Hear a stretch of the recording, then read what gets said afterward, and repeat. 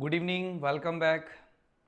माया जी कह रहे सर आपने अभी कई लिटरेरी डिवाइसेस छोड़े हुए हैं। बिल्कुल लिटरेरी फॉर्म्स मैंने अलग से, मैं सोच रहा हूँ एक मूवमेंट करा देता हूँ आप लोगों का। एक लिटरेरी मूवमेंट कराने के बाद फिर हम लिटरेरी डिवाइसेस छोटे छोटे रह रहे हैं उनको अपन उठा लेंगे। तो मैंने लिटरेरी फॉर्म्स तो बड़े बड़े वाले तो आपके करा दिए, जैसे सनेट करा दिया। सोनेट के अलावा आपके क्या नाम से छोटे छोटे जो भी और थे वो सारे अपन ने कर लिए। ऑड कर लिया, बैलेड कर लिया, ड्रामेटिक मोनोलॉग कर लिया, एलिजी कर ली। अब एक कॉमन वाले तो हमने कर लिए क्योंकि अभी जो और भी है, अभी तो अपने पास टाइम बहुत है। मैंने रिकॉर्डेड भी डाले हुए कई सारे चैप्टर्स, तो आप नए भी पढ़ा रहा हूँ। आज मैं थोड़ा एग्जिस्टेंशियलिज्म पढ़ा रहा हूँ। दरअसल इसका किस तरीके का क्वेश्चन आया था एग्जाम में वो भी मैं दिखा रहा हूँ आप लोगों को, और कैसे अपन को करने हैं थोड़ा डिटेल में है।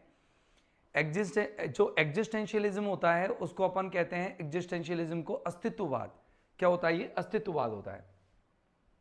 दरअसल ये कोई छोटा मोटा सिद्धांत नहीं है जैसे आप अपन ऐसे यूं कह के और कि बस पढ़ लेंगे कर लेंगे ऐसे करके चल दें।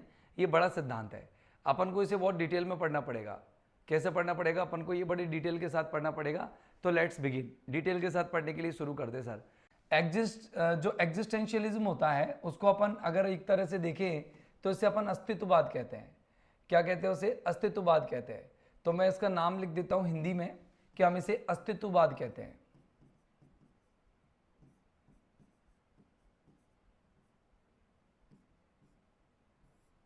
अस्तित्ववाद। दरअसल ये जो लिटरेरी मूवमेंट है ये मूवमेंट बन गया, ये एक आंदोलन बन गया, ये साहित्यिक आंदोलन बन चुका है। ये एक साहित्यिक आंदोलन बन गया है ना। कैसा आंदोलन बन गया? ये एक साहित्यिक आंदोलन बन गया। लिख देता हूं कि ये एक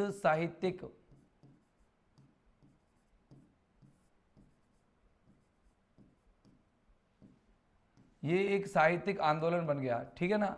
अब सर ये साहित्यिक आंदोलन बना कैसे और क्यों बना, इसका देखो रीजन बताता हूं। दरअसल 19वीं सेंचुरी में इसकी शुरुआत हो गई थी इस अस्तित्ववाद की। उस जमाने तक लोग परंपरागत तौर तरीकों से जी रहे थे, ठीक है ना, और अस्तित्व को कुछ अलग ही रूप दे रहे थे। अब लोगों के अंदर सोच आ गई, समझ आ गई, विकसित हो गई। कुछ फिलोसोफर्स आए, कुछ साइकोलॉजिस्ट्स आए, उन लोगों ने बहुत कुछ चेंज किया। कुछ थिंकर्स आए। तो मैं उन French thinkers, German thinkers, okay, Danish वाले थिंकर्स, बहुत सारे अलग अलग जगह के इलाकों के जो थिंकर्स हैं एक साथ मिलकर के किस किस तरह की विचारधाराओं को यहाँ रखते हैं, तो उनके बारे में बात करेंगे। तो सबसे पहले हम जो एग्जिस्टेंशियलिज्म है उसके बारे में पढ़ेंगे। थोड़ा सा लिटरेरी मूवमेंट कैसे बना ये इसके बारे में भी पढ़ेंगे। साहित्यिक आंदोलन बना। दरअसल ये 19वीं सेंचुरी में चालू हुआ और 20वीं सेंचुरी में बहुत ज़्यादा फ्लरिश हो गया था। 20वीं सेंचुरी में ये बहुत फ्लरिश हो गया था। अब कैसे हुआ? तो लेट्स बिगिन, शुरू करते हैं। दरअसल इसको पहले इसकी थीम समझ लो, की थीम समझ लो। की थीम क्या है देखना। एक्सप्लोर मतलब होता है ये एक्सप्लोर करता है, मतलब एक सर्च करता है, या मतलब डीपली सर्च करता है द नेचर ऑफ एग्जिस्टेंस, कि अस्तित्व की स्वभाव क्या है, अस्तित्व की प्रकृति क्या है। कि आज हम लोग, हम मानव इस जमाने में, इस समाज में, इस आधुनिक दुनिया में अस्तित्व में है। यस और नो?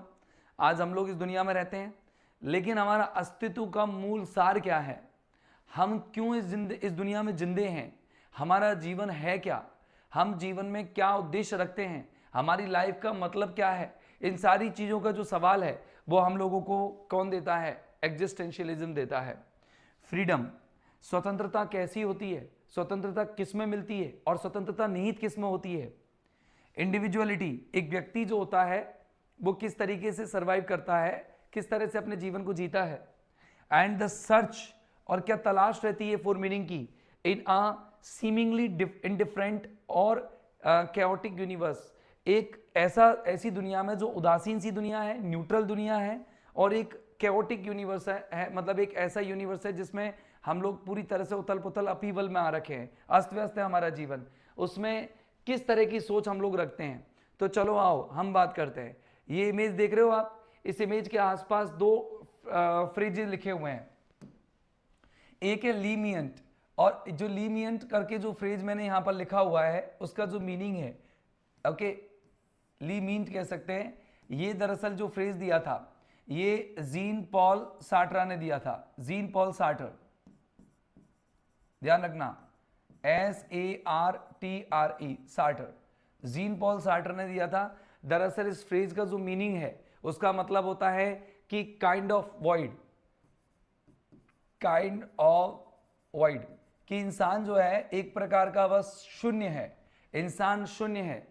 ओके, इन्होंने ऐसी 2 थ्योरीज दी थी या 2 पॉइंट्स बोले थे। एक तो इंसान को इन्होंने शून्य बोला था और एक कीचड़ बोला था, मड बोला था, ठीक है ना। ओके, अब किस में हम जी रहे हैं? एक काइंड ऑफ वॉइड में जी रहे हैं और एक मड में जी रहे हैं। और उन्होंने मड के लिए एक फ्रेज यूज किया था, वो मैं आप लोगों के सामने फ्रेज बता रहा हूं कि वो फ्रेज क्या था। वो फ्रेज था ली विस्क्वेंट।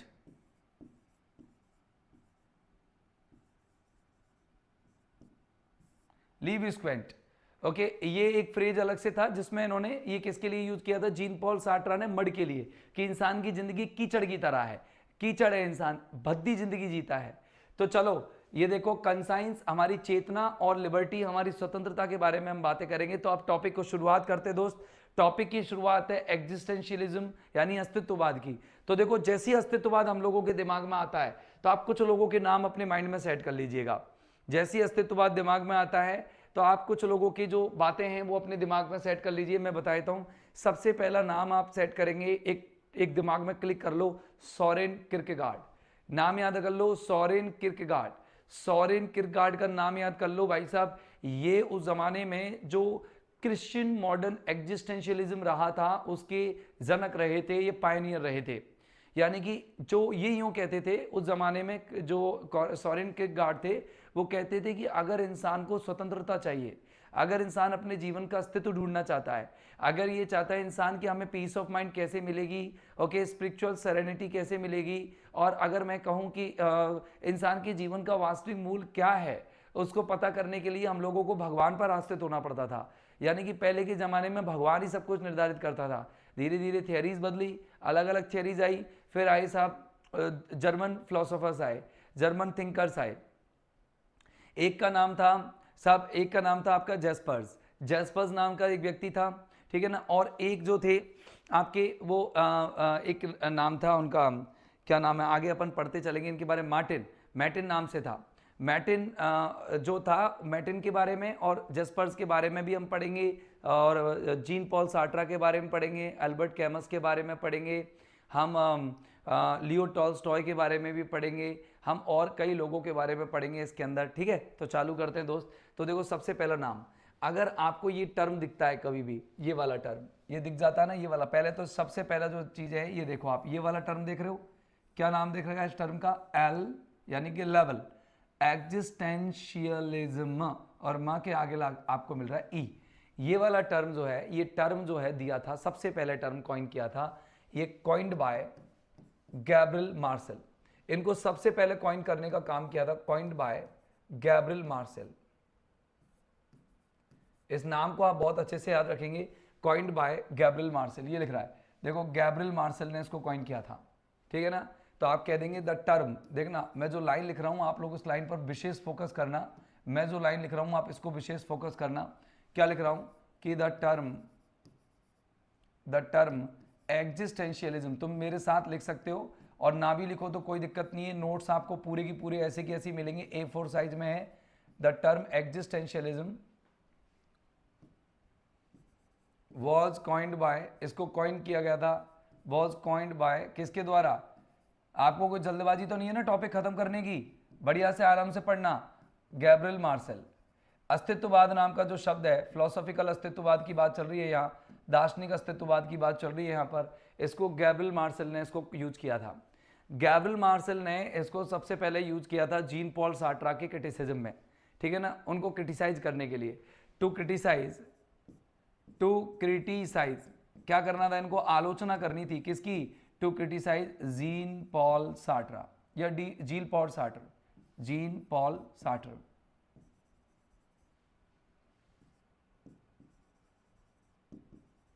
इनकी आलोचना करनी थी इनको। अब भाई साहब इनने तो लिख दिया टर्म, लेकिन जीन पॉल सार्टर को टेंशन हो गई सर, है ना, बहुत ज्यादा टेंशन हो गई, और जीन पॉल सार्टर ने कहा कि यार ये तू तो गलत कर रहा है यार, तू मेरे लिए ये टर्म यूज कर रहा है, मैं इस चीज से जुड़ा हुआ ही नहीं हूं, मैं अस्तित्ववाद से जुड़ा ही नहीं हूं, मैं तो मैं नास्तिक अस्तित्ववाद से जुड़ा हुआ हूं, मैं आधुनिक जमाने के नास्तिक अस्तित्ववाद से जुड़ा हुआ हूं। तो इन्होंने जो अस्तित्ववाद की जो डेफिनेशन दी थी वो बिल्कुल किसके खिलाफ थी? वो जीन पॉल सार्ट्रा के खिलाफ थी। तो जीन पॉल सार्ट्रा ने क्या किया, सार्ट्रा ने क्या किया, इसको रिजेक्ट किया, रिजेक्टेड दिस थ्योरी,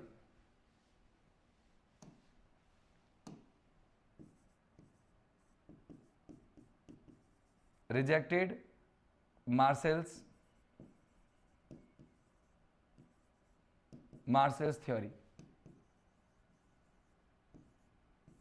है ना। ओके, तो यहां आपको अगर गैब्रियल मार्सेल से नाम याद रखना है तो गैब्रियल मार्सेल का नाम आपको याद रखना है सिर्फ और सिर्फ इस चीज में कि किसने कॉइन किया था। अगर आपसे कोई पूछे कि एग्जिस्टेंशियलिज्म नाम के शब्द को उत्पादित करने का काम किसने किया, तो सबसे पहला सवाल यहां से क्लियर होता है कि इसको उत्पादित किया, इसको प्रोपाउंड किया, इसको कॉइन किया एक ऐसे महान शख्सियत ने जिनका नाम था क्या, गैब्रियल मार्सेल। ओके, नाम याद रखेंगे।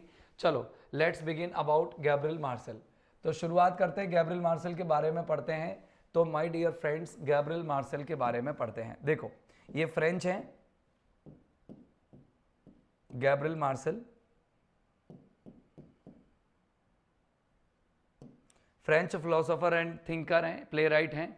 ये गैब्रियल मार्सेल के बारे में आप देखेंगे तो ये फ्रेंच फिलोसोफर हैं, प्ले राइट है, म्यूजिक क्रिटिक है, क्रिश्चियन एग्जिस्टेंशियलिस्ट हैं ये, और जीन पॉल सार्ट्रा के लिए इन्होंने टर्म को यूज किया, फिर डिसएसोसिएट किया, और मिस्ट्री ऑफ बीइंग इनका थॉट था, एक बेल नोट 2 वॉल्यूम्स थे ये जो इन्होंने रिप्रेजेंट किए थे, इसके अंदर अपने थॉट्स जो हैं इस मिस्ट्री ऑफ बीइंग के अंदर रिप्रेजेंट किए हैं, ठीक है ना। तो अभी खैर इनके बारे में ज़्यादा अपन को जानने की जरूरत नहीं है, अपना जो टर्म नहीं है ये। तो गैब्रियल मार्सेल के बारे में तो आपको इतनी सी बातें जाननी है कि गैब्रियल मार्सेल कौन है। एक गैब्रियल मार्सेल एग्जिस्टेंशियलिज्म से जुड़े हुए हैं, लेवल एग्जिस्टेंशियलिज्म इन्होंने ये एक थ्योरी जो वर्ड है जो इसको कॉइन किया था, और ये कॉइन इनको जोड़ा था इन्होंने जीन पॉल सार्ट्रा से जोड़ा, सार्टर ने इसको रिजेक्ट किया और कुछ अलग थ्योरी दी। अब चलते हैं अपन अगले पॉइंट पर कि साहब अगली बात क्या है। अगली बात ये साहब, आप ये देखिए इमेज को, क्या देखने क्या लग रहा है आपको इस इमेज को देख करके, बताइए आपको इस इमेज को देख करके क्या लग रहा है,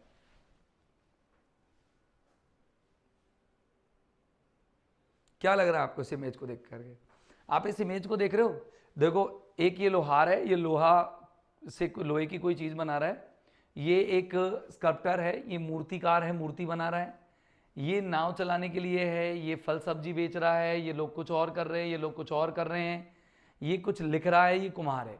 तो everyone is set to his और हर ओन वर्क। ओके, हर कोई व्यक्ति अपने खुद के काम में लगा हुआ है, nobody is paying attention to other things, मतलब वो सिर्फ अपने अपने वर्क में लगा हुआ है। तो इस इमेज को ये रिप्रेजेंट करने के लिए मैंने लगाया है कि people were want in ancient time, या ट्रेडिशनली ऐसे कह दे कि इन एंशियंट टाइम, प्राचीन समय में,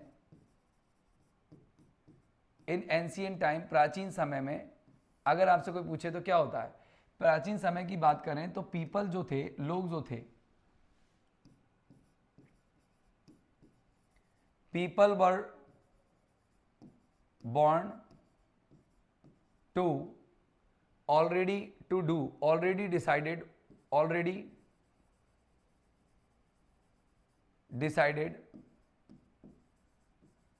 tasks और जॉब्स, मतलब पहले से ही डिसाइडेड था कि लोग कौन से काम करेंगे कौन से नहीं। परंपरागत रूप से ऐसा माना जाता था। सर कैसे माना जाता था, हमारे समझ में नहीं आया। परंपरागत रूप से माना क्या जाता था, पहले के ज़माने में ये मानते थे कि लोग जब जन्म लेते हैं, जन्म से पहले ही ये निर्धारित हो जाता है कि तेरा बच्चा करेगा क्या। जैसे कोई लोहार है, लोहार का बच्चा पैदा होने से पहले ये तय कर दिया जाता था कि हाँ सर आपकी वजह से मेरे 124 क्वेश्चन ठीक हुए हैं सब्जेक्ट में 3 मंथ्स में, बहुत हाँ ठीक है कोई बात नहीं। अभी मेरी बात सुनो आप, मैं कह रहा था ये बहुत अच्छे से पढ़ना है ये टॉपिक आप लोगों को, क्योंकि बहुत डीप है ये टॉपिक और बहुत अच्छा नॉलेज का टॉपिक है। तो मैंने कहा पुराने ज़माने की बात करें हम, तो पुराने ज़माने में क्या होता था कि जो ये माना जाता था कि क्या माना था, इनका जो मानना था वो ये था कि असेंस, ये मानना था इनका, जो मानना था मैंने उसको ऐसे लिख रहा हूँ थोड़ा सा अलग टर्म्स में, अलग थोड़ा सा करके और फिर लिख रहा हूँ, है ना। क्या मानते थे ये लोग, ये मानते थे कि जो असेंस है ना, ESSENC असेंस, प्रीसीड PRECEDES प्रीसीड्स क्या, एग्जिस्टेंस, कि इंसान का अस्तित्व बाद में होता है और उसके सार पहले हो जाता है, ऐसे मानते थे ये लोग। एंशियंट टाइम की बात कर रहा हूँ, प्राचीन जमाने में। आधुनिक जमाने में ऐसा नहीं मानते। प्राचीन जमाने में ऐसे मानते थे कि इंसान के पैदा होने से पहले ये निर्धारित हो जाता है कि वो जन्म लेने के बाद करेगा क्या। जैसे कि लोहार का बेटा लोहार बनेगा, कुम्हार का बेटा कुम्हार बनेगा, टेलर का बेटा टेलर बनेगा, ऐसे ये पहले निश्चित हो जाता था। लेकिन अब जो है नॉर्मली अगर हम बात करें, सर ये तो वही कास्टेड, हाँ ये इस तरह की बातें होती थी पहले के टाइम में। अब जो है धीरे धीरे बदलाव आया, अब बदलाव बहुत अलग तरीके का आ गया इस थ्योरी के अंदर। अब देखो जो सबसे बड़ा अब क्या है कि जैसे जैसे लोग मॉडर्न हुए, ठीक है ना, जो मॉडर्न मैन था, आधुनिक मैन था, वो मॉडर्न मैन क्या है, दिमाग से बहुत कुछ सोचने लगा। मॉडर्न मैन, सुनना मेरी बात को, कि आधुनिक जो आदमी था वो मॉडर्न मैन बहुत थिंकिंग करता है। और थिंकिंग करता है, क्या थिंकिंग करता है, वो ये कहता है कि भाई देख मैं जो हूं ना, वो थिंकिंग करता है। पहली जो थिंकिंग होती है वो कहता है व्हाट इज लाइफ, जीवन क्या है। सबसे पहला यही सोचता है वो कि व्हाट इज लाइफ, कि जीवन क्या है। ओके, सबसे पे कहता है। और फिर ये कहता है कि व्हाट शुड आई डू, कि मुझे करना क्या चाहिए। व्हाट शुड आई डू, कि मुझे करना क्या चाहिए। What's the purpose of my life, और ये कहेंगे कि what is the purpose of my life, what is the meaning कह दो, व्हाट इज द मीनिंग और पर्पज ऑफ माई लाइफ।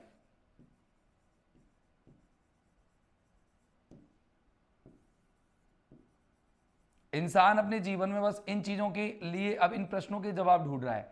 इंसान इन प्रश्नों के जवाब ढूंढ रहा है कि भाई ये जीवन क्या है, हमें मतलब क्या करना चाहिए मेरे जीवन में, और ये मीनिंग क्या है मेरे जीवन का, यानी कि अपने जीवन का लाइफ का एग्जिस्टेंस, अपने लाइफ में अपने जीवन का मीनिंग और अपना ये उद्देश्य ढूंढने के लिए इंसान लग गया। अब उसे ये समझ में नहीं आ रहा कि मैं करूँ तो क्या करूँ, मैं हूँ क्यों।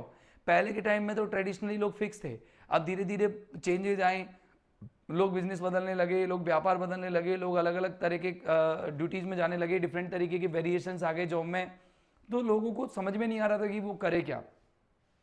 उसी समय पर जब एक बच्चा, आप देखो अब यहां पर अगर हम बात करें तो एक लाइन है, आपको दो चीजें यहां पर याद रखनी है कि बच्चा है, और यहां पर बच्चे के साथ आपको दो चीजें ध्यान रखनी है कि एक तो होता है एग्जिस्टेंस और एक होता है एसेंस। पहले तो इन दोनों चीजों के टर्म्स को अच्छे से समझा जाए कि सर ये एसेंस क्या होता है और ये एग्जिस्टेंस क्या होता है। व्हाट इज एग्जिस्टेंस और व्हाट इज एसेंस। ओके, तो let me tell you something, और मैं आप लोगों को कुछ बताता हूं कि देखो एग्जिस्टेंस क्या होता है। कि जैसे एक चाकू है, एक चाकू मैं ले लेता हूं, राइट, एक चाकू मैंने बनाया, और ये चाकू जो है इसका एक, ये क्या है, इसका एग्जिस्टेंस है, अस्तित्व।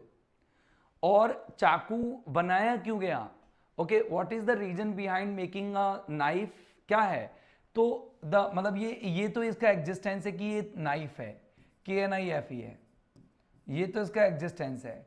और इसका पर्पज क्या है, टू कट द थिंग्स, चीजों को काटने के लिए, टू कट द थिंग्स, चीजों को काटने के लिए इसका निर्माण हुआ कि अपन को चीजें काटनी है तो इसके लिए अपन को चाकू की जरूरत पड़ेगी, ठीक है ना। तो जो चाकू से अपन जो काट रहे हैं ना, that is essence, that is सार, ओके, मतलब मीनिंग ऑफ लाइफ, जीवन का मीनिंग। एक बालक है, बालक जब जन्म लेता है तो वो बिल्कुल, अभी आज के जमाने के जो लोग कहते हैं, मैं बता रहा हूं कि बालक जब जन्म लेता है तो ही इज एसेंसलेस, उसका एग्जिस्टेंस तो हो गया लेकिन उसका अस्तित्व नहीं है। जब तक वो समझदार नहीं होता तब तक वो ये निर्धारित नहीं कर सकता कि मेरे जीवन का उद्देश्य क्या है, what is the purpose of my life. तो मतलब अ चाइल्ड, एक जो बच्चा है, a child, okay, has his existence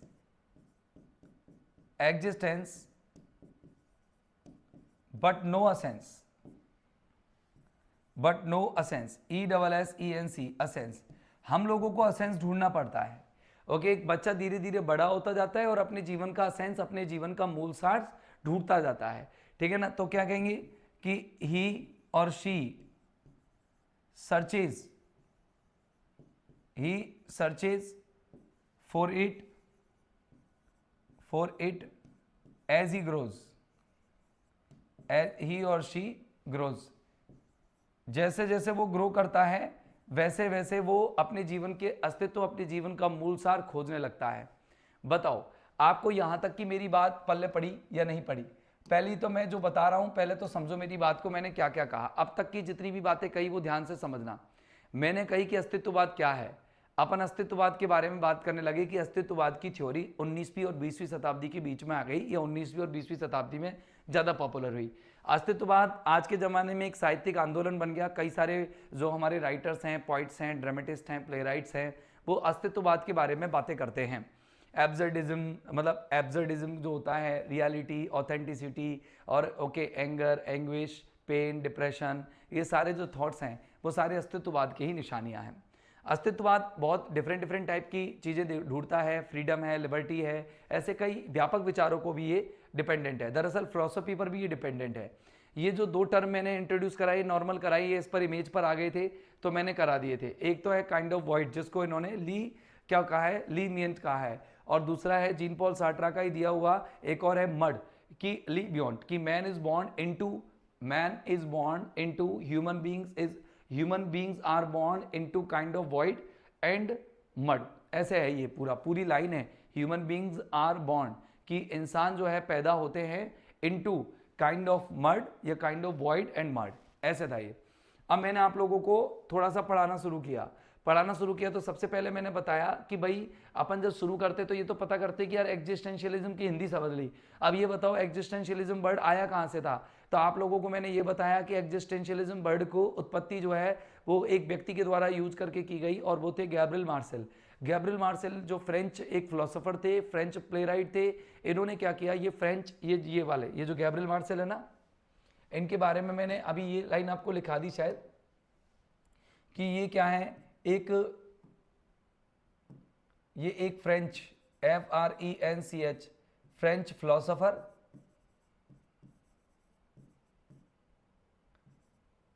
ये फ्रेंच फिलोसोफर है और साथ में एंड प्ले राइट भी हैं। ये प्ले राइट भी है, French philosopher and play right, ये दोनों हैं, फ्रेंच फिलोसोफर भी हैं और ये फ्रेंच प्ले राइट भी हैं, ठीक है ना। ये ध्यान रखना आप, फ्रांसीसी हैं ये, लेकिन खैर अपन को इनकी नेशनलिटी से कोई मतलब नहीं है, अपन से पूछेगा नहीं वो, ठीक है ना। अब देखना, फिर मैंने कहा कि इंसान प्राचीन जमाने में कैसा था, एंशिएंट टाइम में कैसा था। एंशिएंट टाइम्स में वो पहले ही बॉर्न होता था, जब जन्म होता था तो उसका पहले जन्म लेने से पहले उसका एसेंस उसके सामने आ जाया करता था। जैसे चाकू के जन्म होने से पहले हम ये निर्धारित कर ले कि चाकू को काम क्या लेंगे, तो मतलब एक ऐसा उपकरण बनाया जाए जिस उपकरण से हम क्या काट सके कुछ, तो दैट इज कॉल्ड, जैसे अपन ने कहा कि एक ऐसा उपकरण बनाया जाए जिससे कुछ काट ले, तो ये तो एसेंस है। फिर उपकरण बन गया तो वो एग्जिस्टेंस हो गया। तो पहले मानव का उत्पन्न होने से पहले क्या होता था कि मानव के उत्पन्न होने से पहले उसके अस्तित्व पहले से निर्धारित हो जाते थे, या उसके जो असेंस है, उसके मूल सार है, वो पहले से निर्धारित हो जाते थे। समय बदला, फिर मैंने कहा लोग, आधुनिक जमाने के लोग हैं, मॉडर्न मैन है, वो क्या सोचने लगा, वो सोचने लगा कि जीवन है क्या है यार, दरअसल मेरे जीवन का मतलब क्या है, मैं क्यों जिंदा हूँ, मेरा उद्देश्य क्या है। फिर हम लोग एसेंस और एग्जिस्टेंस की मीनिंग समझे, और अभी हमारा ये टर्म चालू हो गया, टॉपिक चालू हो गया एग्जिस्टेंशियलिज्म, इसकी एटिमोलॉजी हम पढ़ेंगे। तो अब लेट्स बिगिन, शुरू करते हैं, मीनिंग एंड एटिमोलॉजी। तो देखो अच्छे से समझना एक एक पॉइंट को, अगर कोई डाउट लगे तो बताना जरूर दोस्त, है ना, बेझिझक बताना, कहीं किसी भी प्रकार का डाउट नहीं होना चाहिए, बिल्कुल फ्रैंक माइंड से बताना कि ये जो टर्म है ना, टर्म एग्जिस्टेंस, अस्तित्व, डिनोट्स मानी दर्शाता है, ये टर्म दर्शाता है, किस चीज को दर्शाता है, ये किस चीज को दर्शाता है, ये दर्शाता है किस चीज को बताओ, ये एक्टिव बीइंग को दिखाता है। एक्टिव बीइंग मतलब होता है सक्रिय आत्मा, सक्रिय इंसान, एक्टिव बीइंग को दिखाता है। 1 मिनट, हाँ, ये किसको दिखाता है, एक्टिव बीइंग को दिखाता है।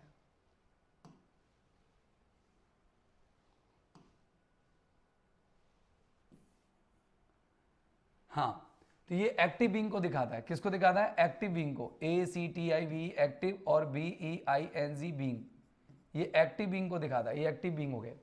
और ये एक लैटिन भाषा से शब्द से लिया गया है, एक्स मतलब बाहर का, और सिस्टियर मतलब ये सिस्टेन जो है वो सिस्टियर है, जो स्टेयर से निकल के आया है। ये स्टैंड मतलब बाहर की तरफ खड़े होना, मतलब आप क्या है, अपने आईने के बाहर हो, इसका मतलब ये हुआ एटिमोलॉजिकली, जैसे ये आपका आईना है, that is असेंस,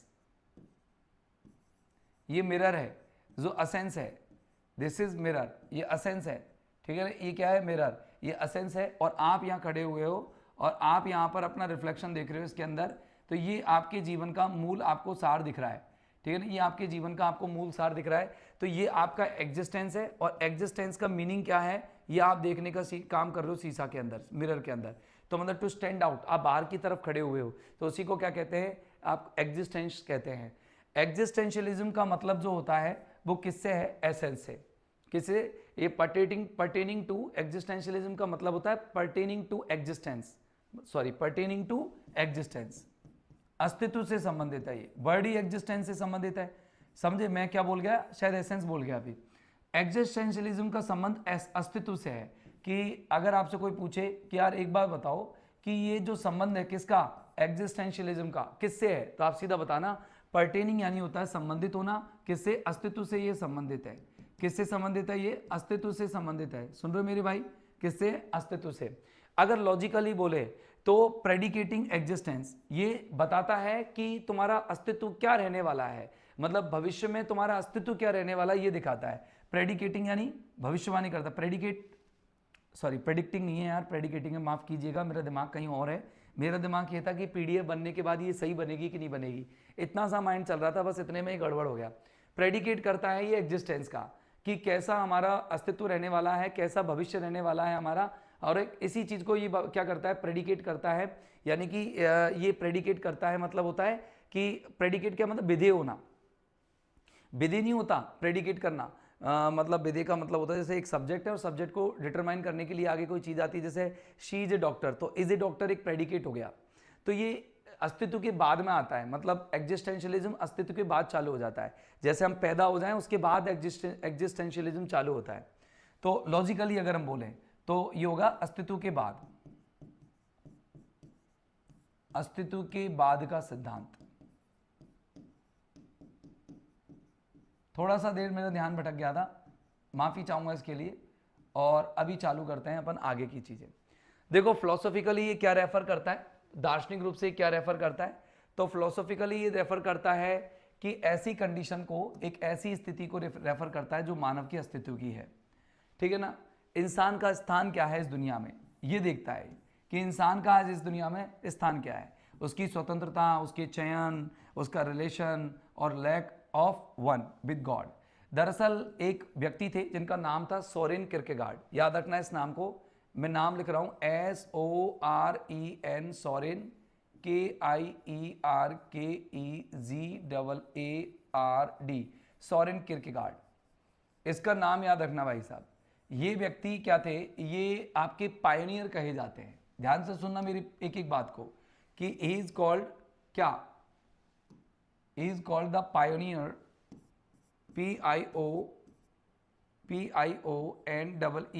pioneer of existentialism।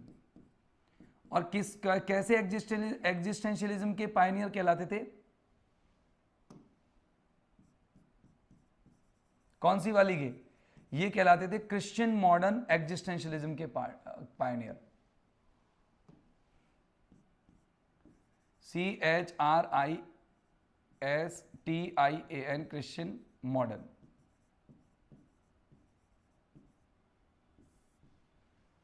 ध्यान से सुनना आप, ये क्रिश्चियन मॉडर्न सब्जेक्ट का मेन पर्पज क्या है।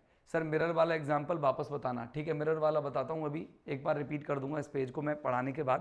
पहले इसको एक बार मुझे पढ़ा लेने दो, फिर मैं इसको आपको ये रिपीट कर दूंगा।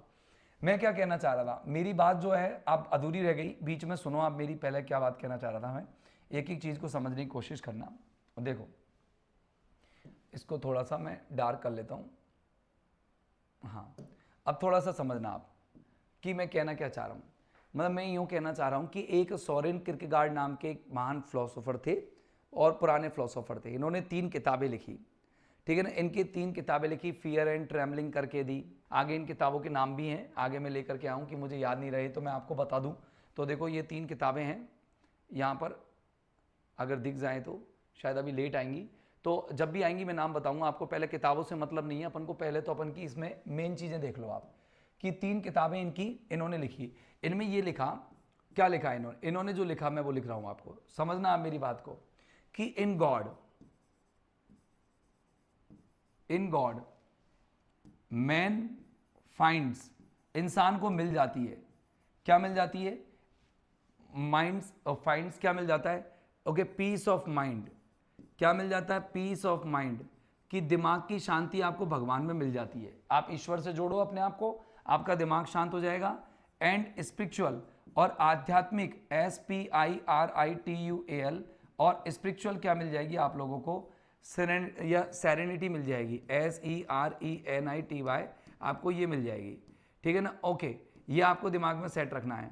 ठीक है ना? ओके, और फिर ये होगा कि with the help of God, ये और कहता है, एक लाइन और बोलता है कि with the help of God, कि भगवान की मदद से, with the help of God, जो मैन है, इंसान है, वो कहाँ से बाहर आ सकता है? मैन कैन गेट फ्रीडम, उसको फ्रीडम मिल सकती है दो अलग अलग भावों से। वो कौन कौन से भाव है जिनसे उसको फ्रीडम चाहिए? फ्रॉम, उसको फ्रीडम चाहिए, एक किससे चाहिए? From tension and discontent. Tension और डिस्कंटेंट से, यानी कि चिंता और असंतुष्टि से इंसान को जो स्वतंत्रता चाहिए, अगर वो इंसान डिस्कंटेंट यानी असंतुष्टि, डिस्कंटेंट होती है असंतुष्टि, अगर इंसान इस जमाने में जितना असंतुष्ट है, उस असंतुष्टि से अगर इंसान क्या चाहता है? मुक्ति चाहता है, लिबर्टी चाहता है, असंतुष्टि।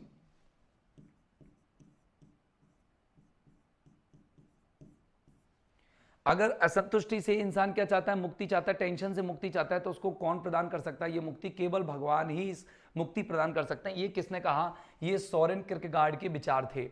इसीलिए वो मेंस की प्लेस इस दुनिया में क्या है? वो फ्रीडम की बात करता है, चॉइस की बात करता है, रिलेशनशिप की बात करता है।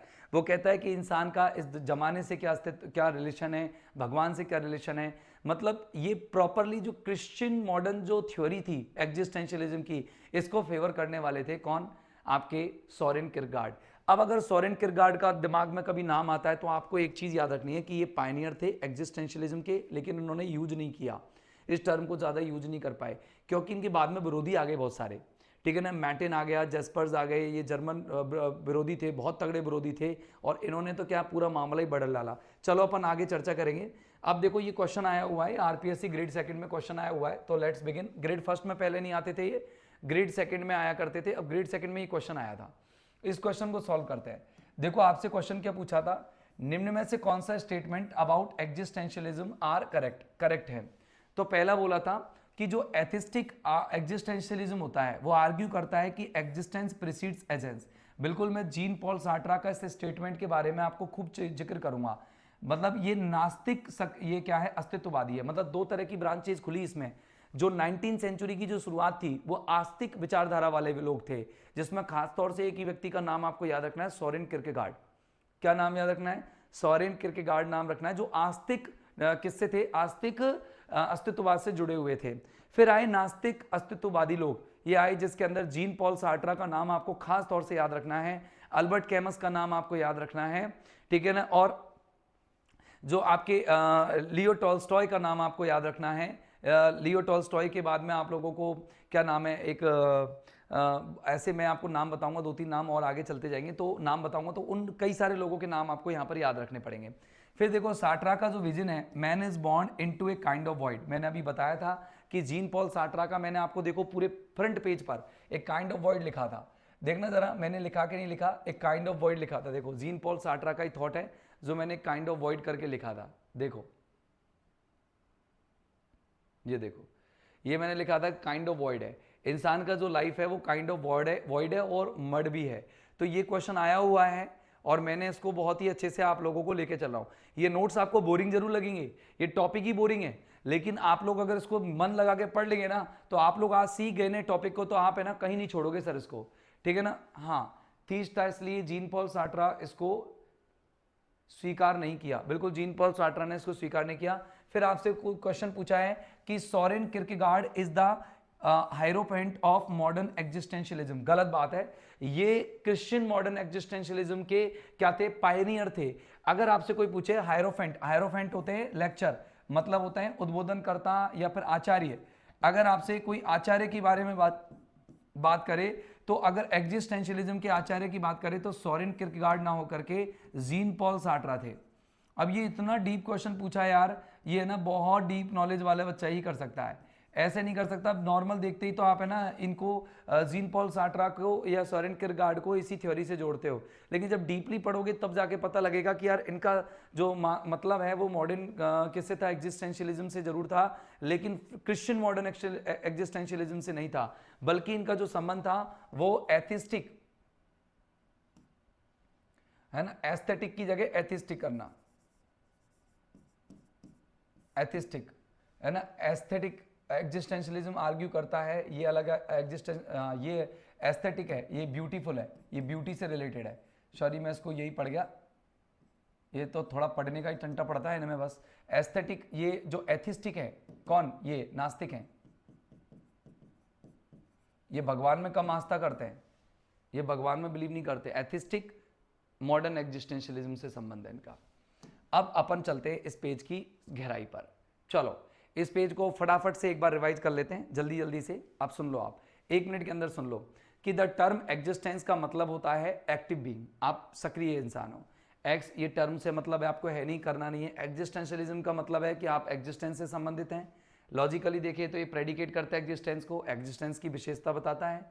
और फिलोसॉफिकली अगर हम देखें तो ये मानव की कंडीशन के बारे में वर्णन करता है, दुनिया में इंसान का स्थान क्या है इसके बारे में जिक्र करता है, उसकी स्वतंत्रता, उसके विकल्प, उसके चयन, उसके रिश्ते भगवान के साथ, उन चीज़ों को रिप्रेजेंट करता है। ये ट्रेडिशनल थॉट है। ये ट्रेडिशनल थॉट के साथ मैंने जोड़ा सोरेन किरगार्ड को। सोरेन किरगार्ड एक पायनियर कहे जाते हैं एग्जिस्टेंशियलिज्म के। ये एक क्रिश्चियन मॉडर्निस्ट या मॉडर्न एग्जिस्टेंशियलिज्म की थ्योरी को प्रस्तुत करते हैं। और यहाँ पर ये मैंने मिरर वाली बात की थी, ये परिभाषा को समझाने के लिए बात की थी कि इंसान जो है वो बाहर खड़ा हुआ है और मिरर के अंदर जिस तरीके से अपन अस्तित्व को पहचानते हैं, अपनी छवि देखते हैं, ऐसे इंसान जब इस दुनिया में आ जाता है तो धीरे धीरे अपने कर्मों के आधार पर अपनी छवि को देखने लगता है। ये यूँ कहते थे कि भगवान के अंदर आपको शांति मिल जाती है, भगवान के अंदर आपको आध्यात्मिकता मिल जाती है। आप अपने आप को इंसान, दूसरे इंसान से नहीं भगवान से जोड़ो और भगवान से आपके अपने जीवन के अस्तित्व मिल जाएंगे। तो पुराने ज़माने में लोग थोड़े से रिलीजियस हुआ ही करते थे। फिर आपको ये क्वेश्चन आप लोगों को यहाँ पर करना था, इसका आंसर अपन वो लगा ही लिए ऊपर। अब देखना यहाँ पर की कॉट्स हैं, कुछ महत्वपूर्ण कॉट्स अपन देखेंगे। अब यहाँ से अपना चैप्टर चालू हो गया, अब तक अपना सिर्फ परिभाषा के बारे में पढ़ा, ट्रेडिशनल मॉडर्न एग्जिस्टेंशियलिज्म के बारे में पढ़ा कि जो परंपरागत आधुनिक अस्तित्ववाद क्या है उसके बारे में हमने पढ़ा। अब से जो हमारा जो चालू हो रहा है वो मेजर टॉपिक शुरू हो रहा है यहाँ से। तो देखो सबसे पहली लाइन, ये आपसे परिभाषा पूछेगा, इस परिभाषा को दिया किसने था।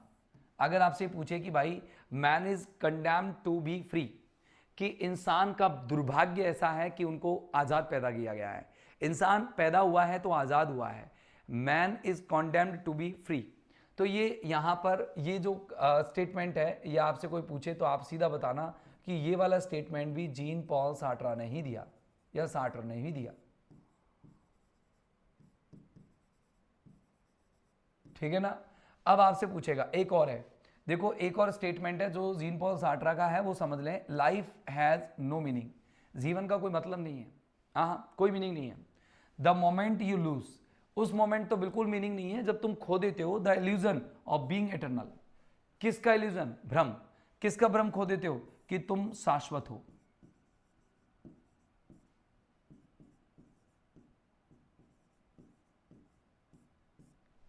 वो यूं कहता है कि तुमने अगर यूं सोच लिया कि तुम मरने वाले हो, तुमने यूं सोच लिया, जैसे मैंने ये सोच लिया कि मैं कल ही मरूंगा या इंसान का जीवन क्षणिक है या कुछ और है, अपन जैसे सोच लेंगे तो कुछ नहीं करेंगे, फिर हम जीवन में एसेंस प्राप्ति नहीं कर सकते। मान लो आज मैं मनीष मंगल और मैं ये सोच लेता हूँ कि कल मेरे जीवन का अंत होगा, तो कल मैं क्या करूँगा बताओ। अगर मान लो कोई कहेगी कि सर आपके जीवन का कल का अंत होगा और हम भविष्यवाणी कर रहे हैं, तो मैं क्या करूँगा, मैं टेंशन बहुत करूँगा और ये दिन भर बैठा रहूँगा ऐसे ही, कल तो यार मेरा आखिरी दिन है, आज मैं किन किन से मिलूँ, क्या करूँ, मैं कोई कर्म नहीं करूँगा। तो वो कह रहा है कि जब तक इंसान ये नहीं सोचता कि मैं शाश्वत हूँ, मैं मरूंगा नहीं, तब तक जीवन का मतलब नहीं निकलता। मतलब तभी निकलता है जब आप ये सोच लेते हो कि आपका जीवन लंबा है, तभी आप कुछ कर पाओगे, अपनी लाइफ में सेंस कर पाओगे। तभी तो देखो छोटे छोटे बच्चे जो तो अभी 5 साल के 6 साल के, आप उनसे पूछो कि अरे भैया तू क्या करना चाहता था, कि डॉक्टर बनना चाहता। डॉक्टर बनने की प्रोसेस कोई इतनी छोटी है क्या, 28 साल की उम्र में डॉक्टर बनता है, अभी तो जीवन में 23 साल बच रहे हैं उसके में, तो 23, यहाँ तक कि 23 सेकंड्स का कुछ नहीं कहा जा सकता कि अगले पल में क्या होगा। तो वो क्यों सोचता है ऐसा, क्योंकि हम लोग सोचते हैं कि हमारी लाइफ इटर्नल है, हमारी लाइफ शाश्वत है। फिर आए एक बहुत बड़े फिलोसोफर और जिनका नाम था अल्बर्ट कैमस। अल्बर्ट कैमस जो हैं उन्होंने एक द मिथ ऑफ सिसिफस, उन्होंने एक बुक लिखी द मिथ ऑफ सिसिफस।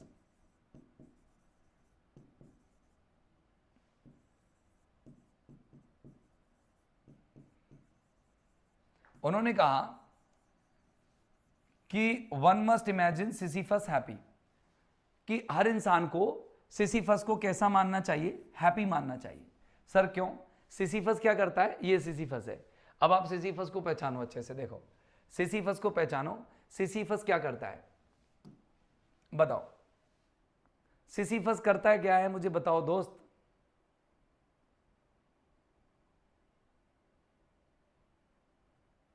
बताओ, कुछ आइडिया है?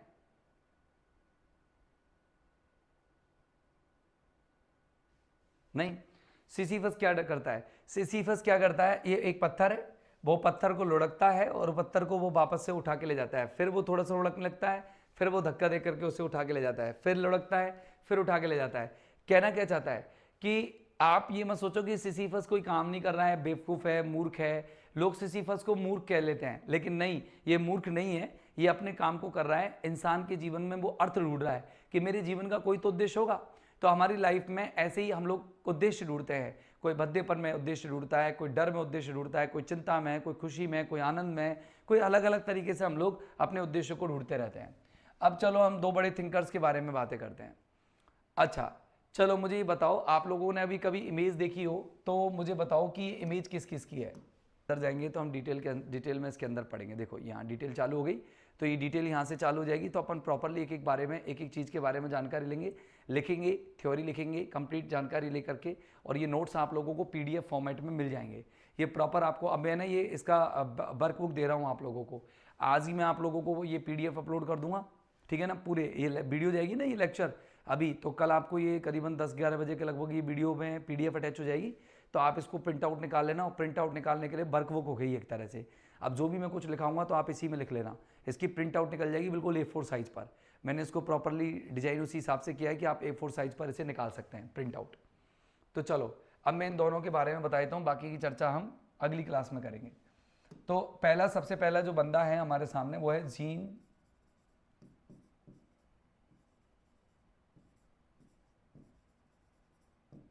सार्टर। जीन पॉल सार्टर, जिन्हें हम क्या कह सकते हैं, जिन्हें हम लेक्चरर कह सकते हैं, या फिर जिन्हें हम ये कह सकते हो कि मेन आचार्य, जिन्हें अपन हेडमास्टर कह सकते हैं, जिन्हें अपन प्रणेता कह सकते हैं, ठीक है ना। किसकी प्रणेता है ये प्रणेता है मॉडर्न एग्जिस्टेंशियलिज्म के, या फिर अपन ये कहेंगे कि ये एक प्रकार के अग्रदूत रहे हैं।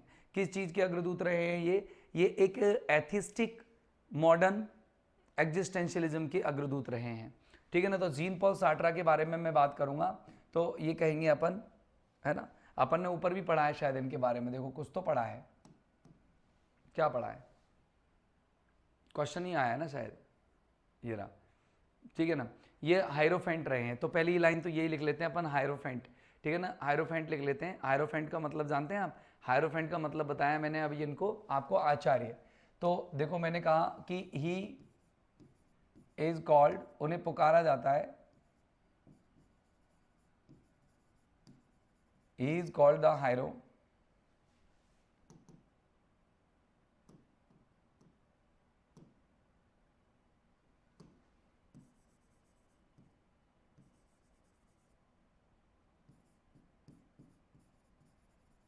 Hierophant of modern existentialism. एक तो ये पेन और नहीं चल रहा है, अजीब सा चल रहा है, तो ये माइंड को अपसेट कर रहा है। एग्जिस्टेंशियलिज्म, क्योंकि कोई भी चीज़ हल्की सी भी खराब होती है ना क्लास में तो माइंड को लगने नहीं देती है, उसी में लगा रहता है, एंगेज रहता है दिमाग पागलों की तरह।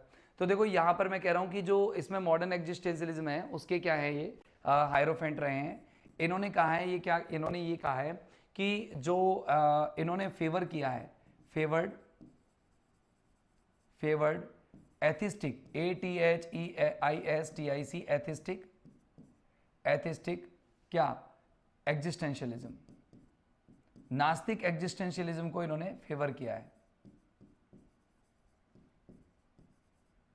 ठीक है ना, फेवर्ड एथिस्टिक एग्जिस्टेंशियलिज्म, याद रखोगे आप ये। ओके, दूसरी पॉइंट अगर अपन कहें कि यार एक चीज तो ये हो गई कि इनको हायरोफेंट कहा जाता है मॉडर्न एग्जिस्टेंशियलिज्म का, और एथिस्टिक एग्जिस्टेंशियलिज्म के ये क्या रहे हैं, इन्होंने फेवर किया है। अब अगली चीज अगर आपसे कोई पूछे इसमें तो क्या पूछेगा, अगली चीज ये पूछेगा कि जीन पॉल सार्ट्रा ने कोई 2 फ्रेज दिए थे। एक फ्रेज तो दिया था ली मियंट नाम का फ्रेज दिया था, और एक फ्रेज दिया था इन्होंने, एक दिया था ली, ठीक है ना, और अपन ने एक ली भी दिया था। मेरे हिसाब से आपने अगर याद हो तो बताओ कौन सा था, हायरोफेंट, ठीक है। एक फ्रेज और लिया था अपन ने मेन पृष्ठ पर, याद हो तो बताओ। बताया था मैंने आप लोगों को।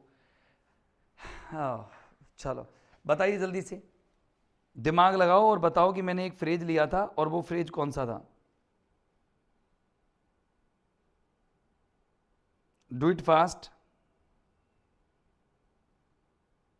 Which was that phrase?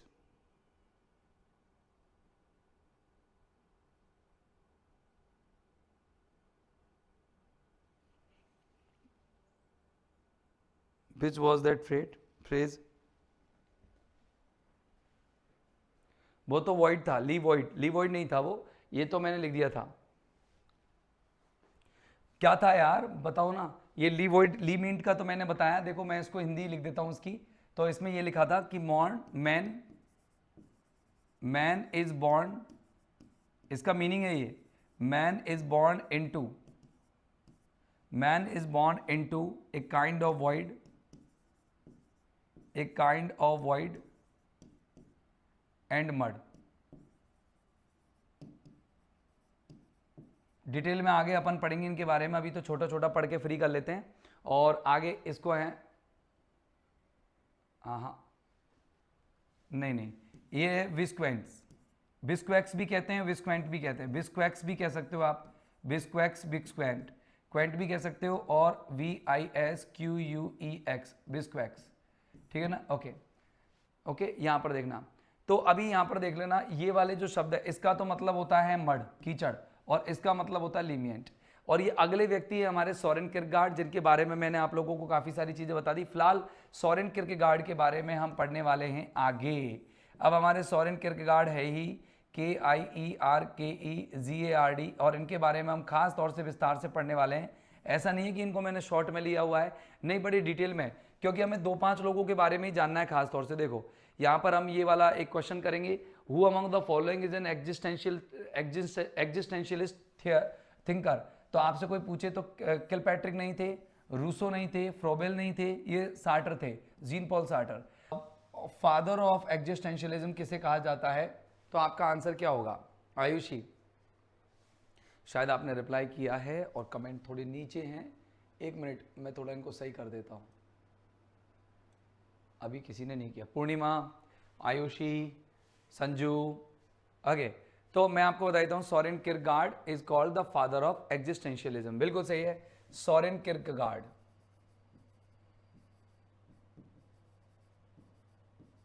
Kierkegaard जिन्हें हम फादर ऑफ एग्जिस्टेंशियलिज्म कहते हैं वो है सोरेन किरकेगार्ड, ठीक है ना।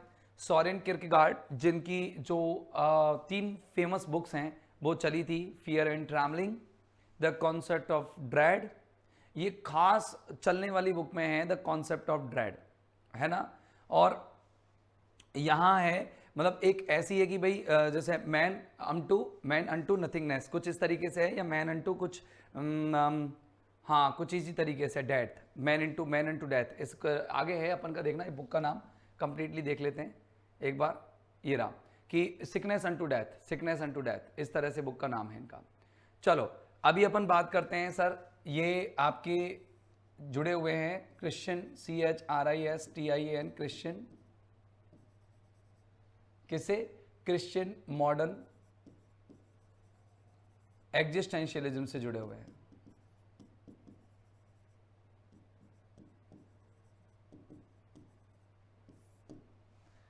निहिलिज्म,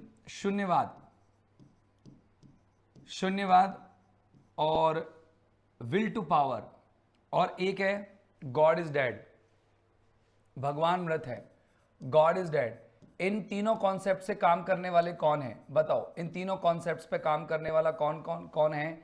कौन से 3 कॉन्सेप्ट्स हैं यहाँ पर, बताना फटाफट से।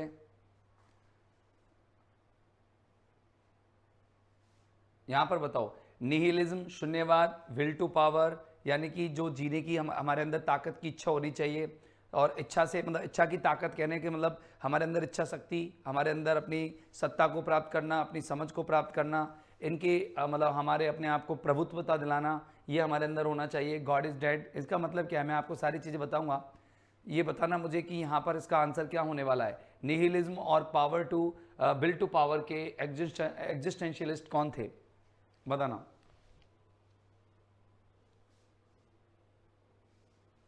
नहीं, क्रिश्चियन मॉन्डॉय नहीं थे, ये थे फ्रेडरिक, FREIDRICH,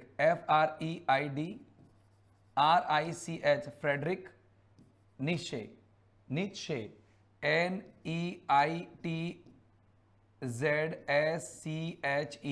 नीचे। स्पेलिंग थोड़ा देख लेना, लेकिन फ्रेडरिक नीत्शे थे, और ये एक प्रकार के, ये हाँ बिल्कुल जर्मन थे, और जर्मन फिलोसोफर थे। इन्होंने कुछ चीज़ें बोली, इन्होंने एक तो बोला कि शून्यवाद की बात की, है ना। शून्यवाद क्या होता है, वो कहते हैं कि इंसान का जीवन जब धार्मिक ना हो, आध्यात्मिक ना हो, और कहें कि नैतिक ना हो, तो वो शून्य सा हो जाता है। शून्यवाद का मतलब क्या है, जैसे अगर इंसान की लाइफ मॉरल ना हो, रिलीजन ना बचे, और अस्तित्व खत्म हो जाए, तो वो क्या हो जाता है, प्रॉपरली वो शून्य हो जाता है। अब ये तो ये विचारधारा थी। एक गॉड इज डेड का मतलब ये नहीं होता यहाँ पर कि भगवान मृत है, इसका मतलब ये है कि जब इंसान का गॉड मतलब उसकी आस्था, उसके विश्वास, उसकी नैतिकता मर जाती है, तो नैतिकता मर जाती है, तो इंसान क्या है, निरुद्देश्य सा हो जाता है। मतलब उसके पास, जैसे मानो कई बार होता है ना, जैसे अब हमारे पास कोई एक लगाम नहीं है, कंट्रोल नहीं है। जैसे मान लो कि हम किसी चीज़ से डरते नहीं है हमारे अंदर, जैसे भगवान का कोई रास्ता नहीं है हमें, तो हम एक चॉइस, फ्री चॉइस वाले हो गए। अब फ्री चॉइस वाले व्यक्ति को क्या होगा, टेंशन रहेगी कि यार मैं कौन सी चॉइस लूँ, कौन सी नहीं लूँ, वो हमेशा एंग्जाइटी में रहेगा। तो वो कहने का मतलब nihilism, will to power, God is dead, ये तीनों टर्म्स को उत्पादित करने वाले ये हमारे फ्रेडरिक नीत्शे। अब है एग्जिस्टेंशियल नॉवेलिस्ट, ये सबसे महान नॉवेलिस्ट रहे थे, और जिनका नाम है फ्योडोर डॉस्टोवस्की, और ये जो है इनको हम लिटरेरी फादर ऑफ एग्जिस्टेंशियलिज्म भी। आपसे कोई पूछे कि who is called literary, LITERARY, literary father, FATHER, literary father of existentialism, तो आप लोग दिमाग में सेट रखेंगे एक ही नाम, कौन सा, अगर याद हो तो बताइए। मैंने एक नाम बोला था, इसमें किस किस को याद है, जल्दी बोलो। बिल्कुल मधु जी, आपका कमेंट दिख रहा है, मोहिनी आपका भी दिख रहा है। नहीं, जीन पॉल सार्ट्रा नहीं है, कैमस भी नहीं है ये। और लिटरेरी फादर ऑफ एग्जिस्टेंशियलिज्म की अगर हम बात करें, तो वो कौन थे, एग्जिस्टेंशियल नॉवेलिस्ट, सबसे बड़े नॉवेलिस्ट, जिनको अपन कहेंगे फ्योडोर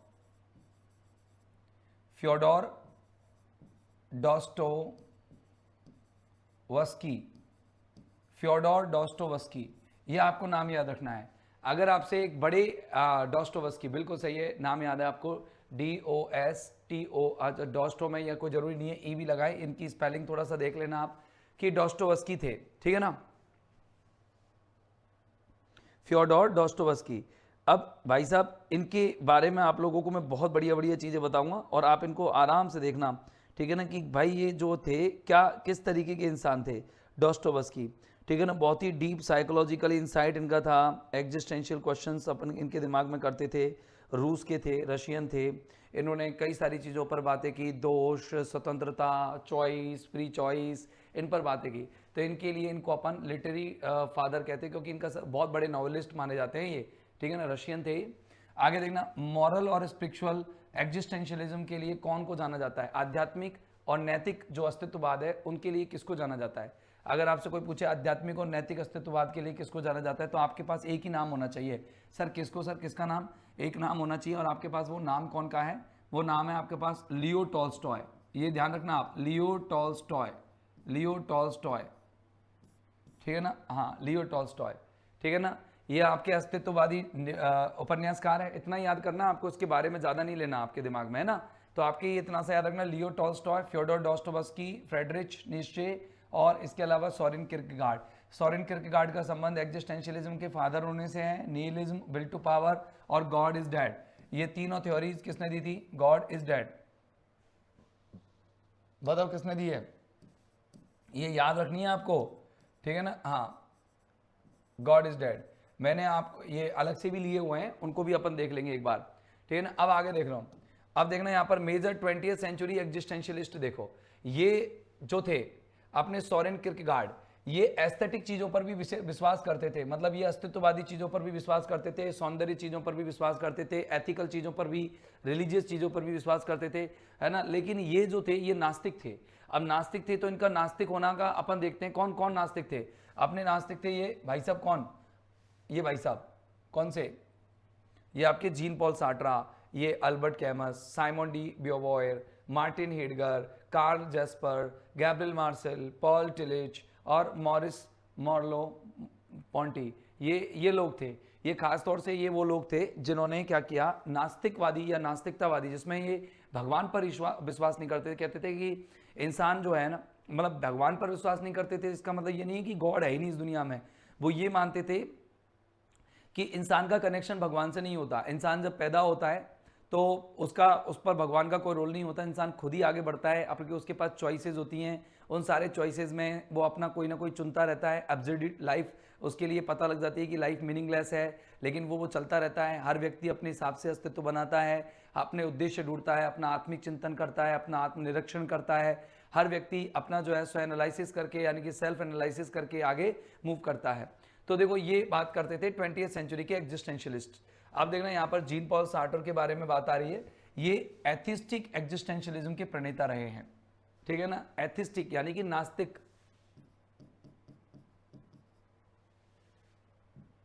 ठीक है ना, ये किसके रहे, नास्तिक, नास्तिक, नास्तिक अस्तित्ववाद,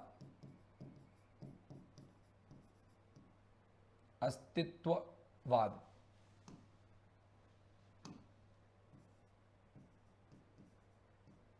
ठीक है ना। मैंने इसको हटा देता हूँ, 1 मिनट रुक जाओ, इसको हटा देता हूँ मैं 1 मिनट, बस 1 मिनट के लिए वेट करेंगे आप, मैं इसको हटा देता हूँ जिससे कि ये क्लियर रहे कि बार बार ये मैं जो परेशान हो रहा हूँ ना वो नहीं आएगा, तो मैं परेशान भी नहीं होऊंगा।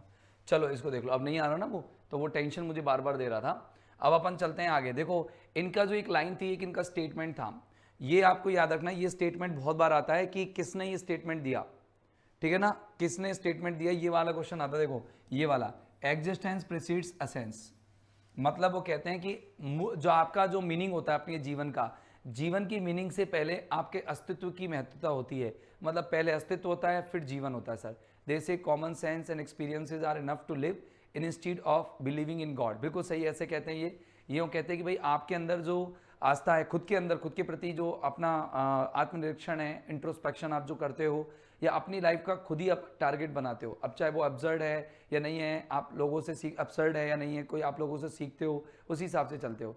तो बिल्कुल आयुषी ने सही एक सिंगल शब्दों में, बिल्कुल सिंपल शब्दों में कहा है कि they say common sense and experience are enough to live instead of believing in God.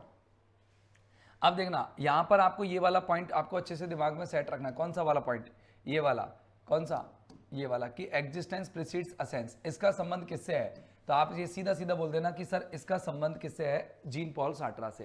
कहते हैं कि अस्तित्व पहले होता है फिर अपने जीवन का मूल सार देखा जाता है। अल्बर्ट कैमस ने एक मिथ ऑफ सिसिफियस नाम की एक बुक लिखी, myth of Sisyphus, the stranger लिखी, द प्लेग लिखी। ओके, एक बुक थी द स्ट्रेंजर, STRANGER, और एक लिखी इन्होंने द प्लेग, अल्बर्ट कैमस ने।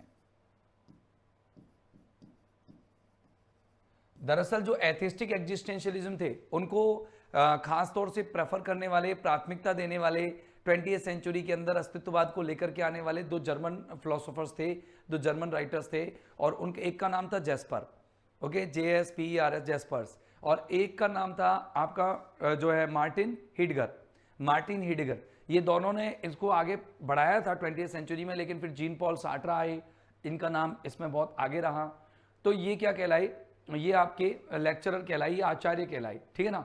आगे देखना, साइमन डी ब्यूवॉयर, ये सिसिफस वाली कहानी मैंने आप लोगों को बताई दी थी कि इंसान का जीवन एब्सर्ड है, बेतुका है, अस्पष्ट है, मीनिंगलेस है, बस मीनिंगलेस है, उसको अपना जीवन जीना है और कुछ नहीं है, बस वो आया है इस जन्म में, वो कुछ करेगा, आलतू फालतू कामों में मैं पढ़ाने का काम कर रहा हूँ, मीनिंगलेस है, मेरे जाने के बाद मेरे काम का कोई अस्तित्व नहीं है, अच्छा आप पढ़ रहे हो, सब बेकार है, आप गवर्नमेंट जॉब लग जाओगे, सब बेकार है, कोई लेना देना नहीं, मीनिंगलेस है, अपने लिए कर रहे हैं, अपने लिए जा रहे हैं, अपने लिए मर रहे हैं, दूसरे के लिए कर रहे हैं तो भी जा रहे हैं, कोई लेना देना है नहीं, बस आ रहे हैं, अस्तित्व खोज रहे हैं, जा रहे हैं, आ रहे हैं, अस्तित्व खोज रहे हैं, जा रहे हैं।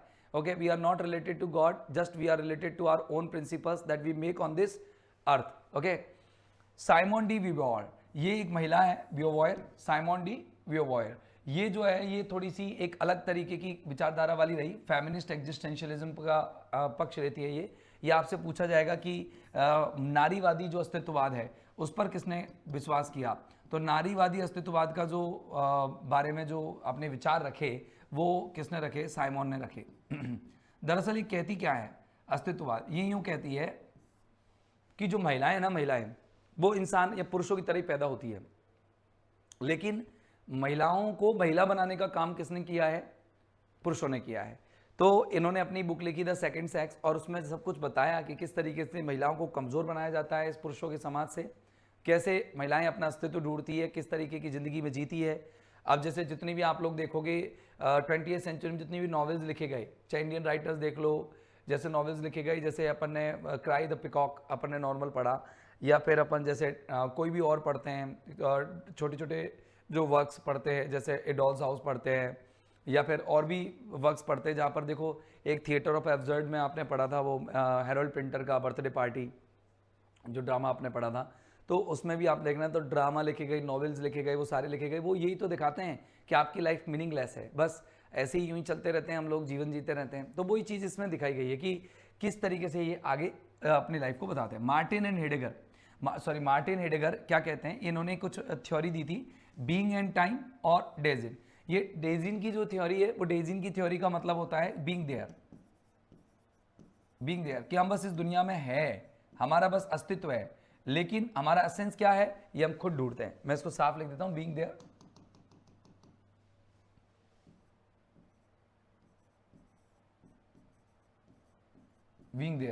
ठीक है ना। आगे देखना, कार्ल जास्पर्स, ये कार्ल जास्पर्स थे जो जर्मन आपके फिलोसोफर हैं, इन्होंने एक एग्जिस्टेंज फिलोसॉफी, ये इन्होंने एक अपना टर्म दिया, इसको आप याद नहीं भी रखोगे तो चलेगा, कोई दिक्कत नहीं है, इतना इंपॉर्टेंट नहीं है ये। गैब्रियल मार्सेल के बारे में बता ही चुका था, क्रिश्चियन एग्जिस्टेंशियलिज्म के प्रणेता, और एग्जिस्टेंशियलिज्म नाम का वर्ड देने के लिए सबसे बड़ा जो श्रेय जाता है वो गैब्रियल मार्सेल को जाता है। ये भी पूछ सकते हैं कि गैब्रियल मार्सेल ने ये जो शब्द जोड़ा था वो किसके साथ जोड़ा था, याद रखना सोरेन किरकेगार्ड से नहीं जोड़ा था, ये जोड़ा था जीन पॉल सार्ट्रा से, उनके क्रिटिक करने के लिए, उनको क्रिटिसाइज करने के लिए। पॉल टिलिच, इन्होंने ये रिलीजियस एग्जिस्टेंशियलिज्म के प्रणेता रहे हैं, और एक है मॉरिस मार्लो, और ये मर्लो और क्या पॉन्टी, ये ये क्या है, इसको थोड़ा ऊंचा करता हूँ, मुझे भी नीचे से नहीं दिखाई दे रहा, हाँ ये है फिनोमेनोलॉजिकल एग्जिस्टेंशियलिज्म, ठीक है ना। फिनोमेनन जो होते हैं, घटनात्मक जो होते हैं, ओके, उस तरीके के हैं।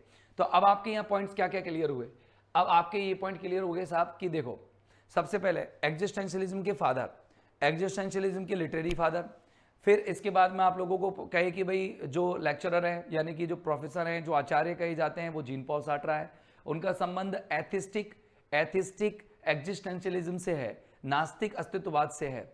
Nihilism, will to power, God is dead, ये सब किससे जुड़े हुए हैं, नीचे से जुड़े हुए हैं, नीचे ने जो नीचे हैं उनसे जुड़े हुए हैं, और ये नीचे से जुड़े हुए हैं। फिर डॉस्टोवस्की से क्या जुड़ा हुआ है, लिटरेरी एग्जिस्टेंशियलिज्म जुड़ा हुआ है। लियो टॉल्स्टॉय से क्या जुड़ा हुआ है, ये मॉरल और स्पिरिचुअल एग्जिस्टेंशियलिज्म जुड़ा हुआ है। एग्जिस्टेंस प्रीसीड्स एसेंस, ये किसने लिखा, तो आपके दिमाग में ये सेट रहना चाहिए, ज़्यादा अपन डीपली नहीं जाएंगे इसके अंदर, नेट जीआरएफ में भी नहीं आता इतना डीपली, तो आप ये ध्यान रखना कि ये आता है, ये किसका स्टेटमेंट है, ये है जीन पॉल सार्ट्रा का। अल्बर्ट कैमस का संबंध मिथ ऑफ सिसिफियस से है, और ये कहते हैं कि अब्सर्डिज्म होती है जीवन में, बद्दापन होता है।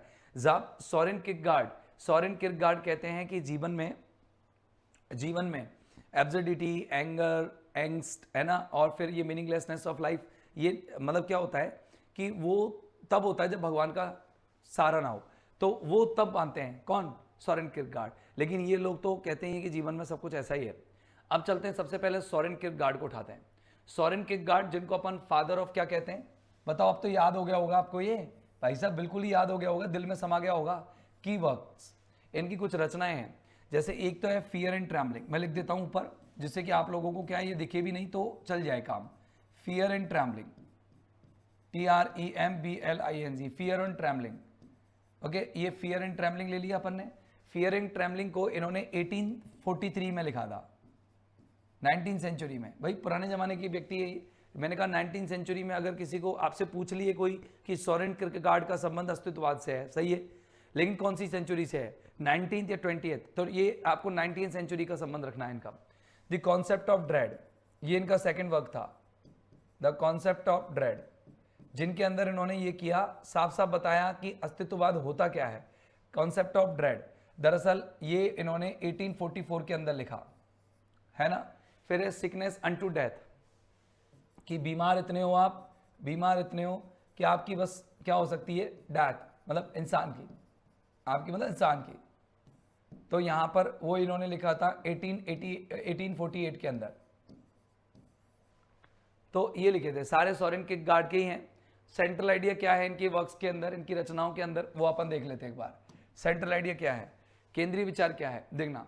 केंद्रीय विचार यह है कि मैन फाइंड्स फ्रीडम, कि इंसान खुद ही स्वतंत्रता को ढूंढता है, स्वतंत्रता मिलती है। और स्वतंत्रता किस में मिलती है, सोरेन किरकेगार्ड ने साफ साफ कहा है, अगर तुम्हें माइंड, पीस ऑफ माइंड चाहिए, तुम्हें स्वतंत्रता चाहिए इस एंग्जाइटी से, डिसकंटेंट से, तो गॉड में मिल सकती है, गॉड में मिल सकती है, गॉड से मिल सकती है, ऐसा बोलते हैं।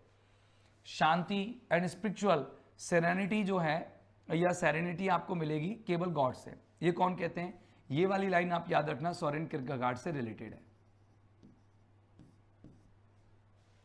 ये क्या कहते हैं कि इंसान को स्वतंत्रता मिलती है जितने, और शांति मिलती है, स्पिरिचुअल, या ऐसे कह दो स्पिरिचुअलिटी मिलती है, किससे मिलती है,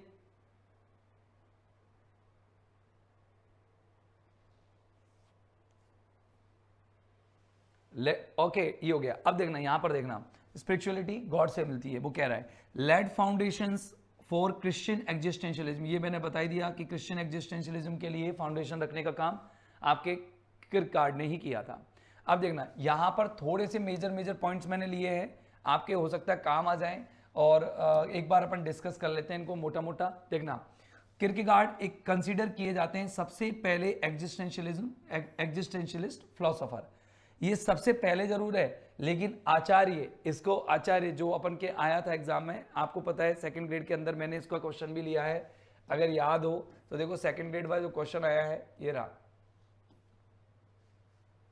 ग्रेड सेकंड की एग्जाम में ये रहा, देखो ये हाइरोफेंट है, किसके, मॉडर्न एग्जिस्टेंशियलिज्म के। कौन, सोरेन किरकेगार्ड नहीं है, सॉरी यहां पर दे रखा है इसमें सोरेन किरकेगार्ड, ये थोड़ा गायब गायब सा नजर आ रहा है ना, कोई बात नहीं, यहां पर क्वेश्चन गायब था, आपने कल की क्लास ली होगी, कल की क्लास में सारी चीज समझ ली होगी। अब मैं आगे लेके चलता हूं आपको, ठीक है ना। वहां पर जीन पॉल सार्त्रा आएगा, जीन पॉल सार्त्रा है आपके क्या क्या हाइरोफेंट, आचार्य, और ये है आपके क्या, पहले फिलोसोफर, पहले अस्तित्ववादी फिलोसोफर। ही शिफ्टेड फिलोसफी, उन्होंने अपनी दार्शनिकता को शिफ्ट किया है फ्रॉम एब्स्ट्रैक्ट, अमूर्त से सिस्टम्स, अमूर्त सिस्टम से, अमूर्त प्रणालियों से व्यक्तिगत आंतरिक अनुभव तक। उन्होंने कहा कि जो हम अमूर्त विचारों में सोचते थे, वो अब हम व्यक्तिगत रूप से आंतरिक विचारों को सोचेंगे, यानी कि व्यक्ति अंदर से क्या सोचता है उसकी बातें करेंगे। उसने हमें एक लेसन पढ़ाया, वो पढ़ाया क्या, ट्रूथ ऑफ सब्जेक्टिविटी का, ट्रूथ इज सब्जेक्टिव, ऐसे मैसेज पढ़ाया उन्होंने। क्या कहा कि सत्य सब्जेक्टिव होता है, ट्रूथ इज सब्जेक्टिव। मुझे आप में से कोई ये टर्म समझा के बताएगा सर ये क्या है, ट्रूथ इज सब्जेक्टिव?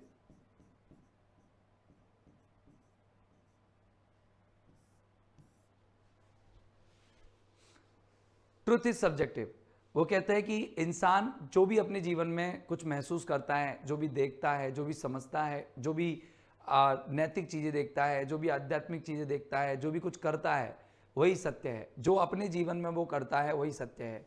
वो मतलब वो कहते हैं कि सत्य वही है जो इंसान अपने जीवन में महसूस करता है, अनुभव करता है, विचारता है, सोचता है, वही सत्य है। मीनिंग इज पर्सनली लिव्ड, मतलब इसका मीनिंग जो है वो क्या है कि व्यक्तिगत रूप से इंसान जीता है, नॉट ऑब्जेक्टिवली प्रूवन। इसको अपन ऑब्जेक्टिवली हमारी लाइफ को साबित नहीं कर सकते। उसने ये सिखाया कि हमारे जीवन में जो सत्य है वो क्या है, truth is subjective, truth subjective है, मीनिंग इज पर्सनली लिव्ड, इसका मतलब सत्य को हम व्यक्तिगत रूप से जीते हैं, नॉट ऑब्जेक्टिवली प्रूवन, इसको अपन वस्तुनिष्ठ रूप से सत्य साबित नहीं कर सकते। मेरे जीवन में क्या आस्था है, मैं क्या विश्वास रखता हूँ, मेरे अंदर फेथ किन चीज़ों पर है, मैं कहाँ नैतिक रूप से स्ट्रांग हूँ, कहाँ कमज़ोर हूँ, इसका सत्य केवल मैं ही जानता हूँ व्यक्तिगत रूप से। दूसरा मेरे बारे में कोई जजमेंट लगाता है तो वो गलत है। किसके अनुसार? सोरेन किरकेगार्ड के अनुसार, ट्रेडिशनल थिंकर है। आगे देखना, ह्यूमन बीइंग मस्ट डिफाइन, वो कहते हैं कि मानव को परिभाषित करना चाहिए अपने आप को। किसके द्वारा? Through free and responsible choices. कहते हैं कि कोई स्वतंत्र, आपके पास फ्री चॉइसेस होती है, आप कोई भी चॉइस करो और फ्री चॉइस से आप जिम्मेदारी से विकल्प चुनो, जो भी कुछ चुनना है जो आपके जीवन के लिए उचित हो, आपके जीवन से किसी दूसरे को नुकसान ना पहुंचे, तो आपका जीवन दूसरों के लिए फलदायी हो, तो ऐसे कुछ चॉइसेस आप लो, जिम्मेदाराना चॉइसेस लो। वो कहते हैं कि अगर आपकी चॉइसेस खराब रही या आपके पास चॉइस बहुत सारी रही, तो आपके दिमाग में उत्पन्न होता है एक विचार, from realising our radical freedom. अगर तुम अपनी मौलिक स्वतंत्रता को पहचानते हो और आप ये कहते हो कि मेरे पास बहुत सारी चीज़ें हैं, तो देखो आज है ना, सबसे बड़ी प्रॉब्लम ही यही है कि हम लोग ये जानते ही नहीं है कि हमको करना क्या है। आप छोटे बच्चे से पूछो, अगर आप छोटे बच्चे का उद्देश्य एक निर्धारित कर दो कि बेटा तुम डॉक्टर बनना है, तो उसको सोचना ही नहीं है कुछ, उसके दिमाग में सेट है कि डॉक्टर बनना है या फिर कुछ नहीं करना है। लेकिन जब वो कहते तू बता क्या बनना चाहता है, अरे मैंने सोचा ही नहीं है, कुछ प्लान ही नहीं किया, क्या बनना चाहूँगा, कैसे बनना चाहूँगा, कुछ सोचा ही नहीं है। तो अगर मान लो आप लोग क्या करते हो, अगर हमारी मौलिक स्वतंत्रता के बारे में सोचते हैं तो एक भाव है जो उत्पन्न होता है, वो है एंग्जाइटी या एंग्जाइटी का भाव उत्पन्न होता है, ठीक है ना, चिंता का भाव, अवसाद का भाव उत्पन्न होता है। ऐसी कोई चीज है जो फेलियर है to become one's true authentic self? बताओ ऐसी क्या चीज है जो फेल हो जाती है? कब?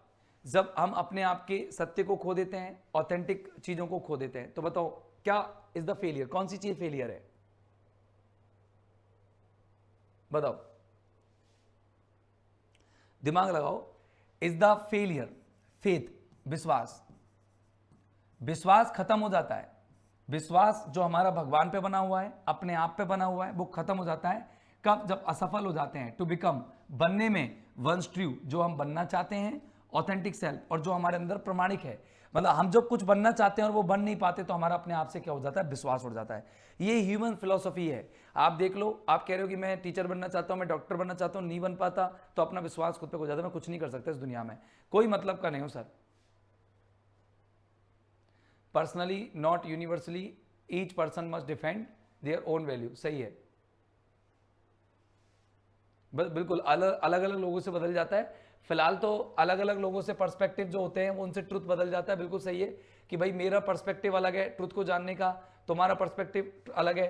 तो ट्रुथ जो है पर्सनल होता है, सत्य हर व्यक्ति से जुड़ा रहता है, वो वस्तुनिष्ठ नहीं होता, यानी कि इसके बारे में दूसरा नहीं सोच सकता। ये आप सोरेन किरकेगार्ड के बारे में पढ़ रहे हो और आप उन्हीं की बातें कर रहे हो।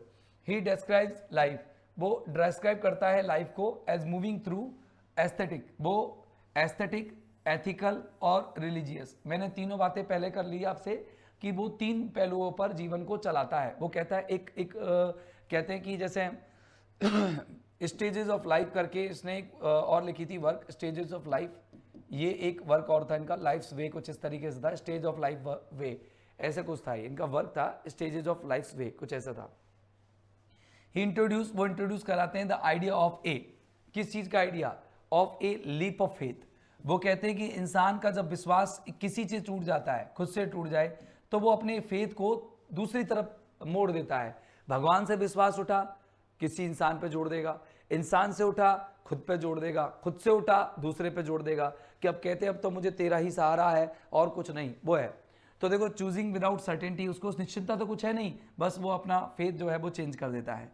ही इम्फेसाइज्ड, वो किस चीज पर विश्वास करता है? वो करता है ऑथेंटिक या क्या कहता है, पर्सनल ऑथेंटिसिटी पर।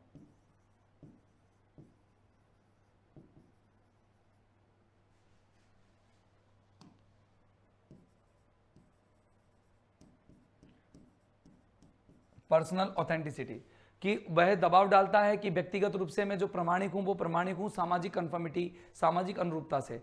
मतलब वो समाज के अनुरूप चलने की ज्यादा वो अपनी व्यक्तिगत प्रमाणिकता करता है। कहता है कि जैसे कि समाज जो मेरे से उम्मीद करता है, बस मेरा व्यक्तिगत स्वरूप वही है। जैसे समाज चाहता है कि मैं टीचर बन के रहूं तो मैं टीचर बन के रहूंगा, समाज चाहता है कि मैं ये बन के रहूं तो वो बन के रहूंगा। मतलब मैं सामाजिक पहलुओं में अपने आप के अस्तित्व को ढूंढता हूं। बस ये सोरेन किरकेगार्ड है। सोरेन, मैंने कहा ये पॉइंट्स आप लोगों को केवल समझने के दृष्टिकोण से हैं, याद नहीं रखने हैं इतने सारे पॉइंट्स, बाकी का सोरेन किरकेगार्ड से रिलेटेड मैंने जितनी भी चीज़ें महत्वपूर्ण थी आप लोगों के सामने डिस्कस कर दी। अब चलते हैं अपन, ये थे हमारे, ये तो कंप्लीट हो गए, यहाँ तक ही है। अब कन्फर्मिटी अनुरूपता होती है, ये अपने कौन है भाई, इमेज कुछ पहचानता है कि कोई? गॉड इज डेड मैंने बातें भी की थी, याद हो तो बताओ नाम, टीपना मत, नाम बताओ। God is dead, nihilism, NIHILISM, nihilism, okay, will to power,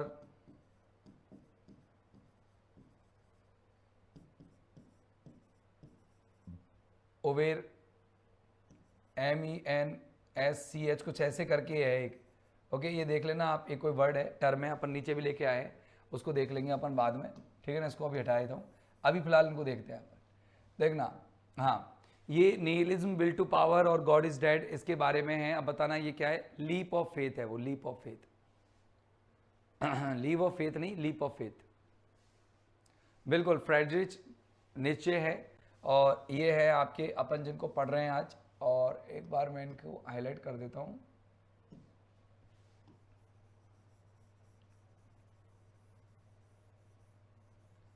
जिनको हमें पढ़ना है वो है फ्रेडरिच या फ्रेडरिक नीचे, FREDRICHNIETZSCHE,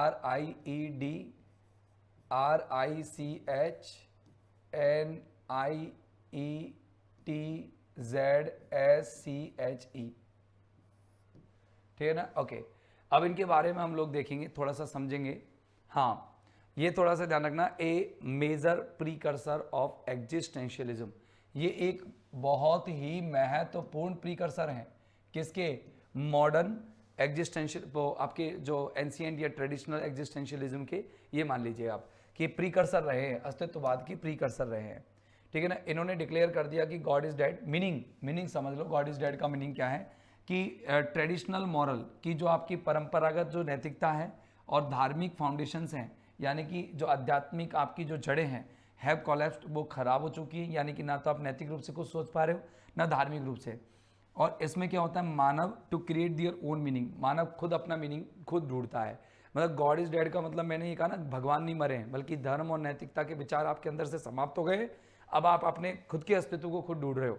द कॉन्सेप्ट ऑफ ये रहा यूवेरमेंश, जो मैंने ऊपर लिखा था ना, तो ओवरमैन, ओवरमैन का मतलब होता है कि इंसान जो होता है वो क्या करता है कि अपने ऊपर, मतलब अपने आप को सुप्रीम बनाने की सोचे, मतलब इंसान अपने आप को सुपीरियर बनाने की सोचे, अपने आप को बहुत आगे बढ़ाने की सोचे, मैन ओवर मैन, इसका मतलब होता है मैन ओवर मैन, वो अपने आप को इंसान से ऊपर भी बड़ा इंसान, मतलब सुपीरियर बनाने की सोचे।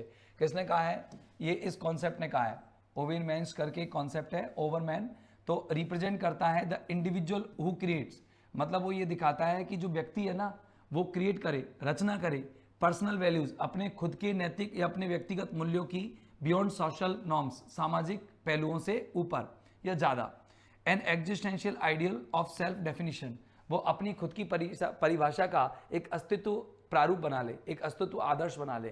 कहने का मतलब इंसान, जैसे मैंने कहा कि एक हिंदी में लिख देता हूं, इससे क्या आपको भी बेनिफिट होगा और मैं थोड़ा समझा भी सही पाऊंगा कि इंसान क्या करता है, इंसान निरस्तित्व होने पर निस्सार होने पर, यानी सारहीन होने पर,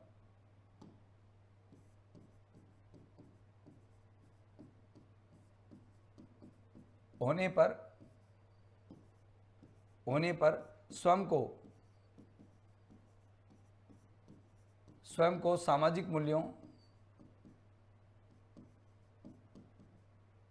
सामाजिक मूल्यों से परे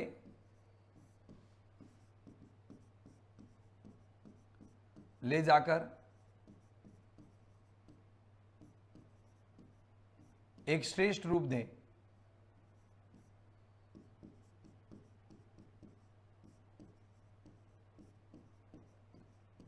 इसको आप द वेंडर ऑफ स्वीट, जो आर के नारायण है उसके में भी देख सकते हो, आर के नारायण में जो जगन था, इसमें देख सकते हो आप, वेंडर ऑफ स्वीट लिखा था आर के नारायण ने, और उसमें जो जगन था, जगन क्या करता है कि जब देखता है कि उसका बेटा उसकी बातें नहीं मानता है, उसका पत्नी है नहीं, बहू अलग से अलग जगह की आ गई, विदेशी बहू है, तो वो क्या करता है, वो थोड़ा सा अपने आप में ऐसा व्यक्ति बन जाता है जो समाज के नियमों से अपने आप को अलग कर लेता है। वो एक चिन्ना दोरई करके एक व्यक्ति था, पेंटर था, स्कल्प्टर था, उसके साथ चला जाता है और वो अपना जीवन को आध्यात्मिक तरीके से जीने का प्रण लेता है। तो कहने का मतलब जब हम समाज के नियमों से कट करके अपने आप को श्रेष्ठ इंसान समझने लग जाते हैं तो उसको कहते हैं अपन उबेरमेंश, ठीक है ना। अब आपको ये ध्यान रखना है बस, है ना। एनकरेजेस, ये प्रोत्साहन देते हैं इंडिविजुअल्स, व्यक्ति को कि टू चूज ऑथेंटिकली, कि वो सारी चीज़ों को प्रामाणिक रूप से चुने। और यही बात सोरेन किरकेगार्ड कहते थे, his idea the will to power, वो इनके एक विचार और होता है कौन सा, द विल टू पावर, कि जो विल है, इच्छा है किसकी, शक्ति को प्राप्त करने की, सत्ता को प्राप्त करने की, है ना। अब देखना यहाँ पर इस व्यक्ति को देखो, ये व्यक्ति आपने देखा होगा, बस आपने कोई यहाँ पर कौन कौन से पॉइंट याद रखने हैं। एक तो गॉड इज डेड किसने दिया था, एक आपने निहिलिज्म किसने दिया था, एक गॉड इज डेड वाला ओबेरमेंस हो गया, ये अपन ने द बिल टू पावर ये अपन ने देख ही लिया। फिलहाल अपने जो सबसे इंपॉर्टेंट बंदा है वो फ्रेडरिक से ज़्यादा जो बंदा है हमारे लिए इंपॉर्टेंट वो ये है, जीन पॉल सार्ट्रा। अपन कुछ भी पढ़े ना पढ़े इनके बारे में जरूर पढ़े।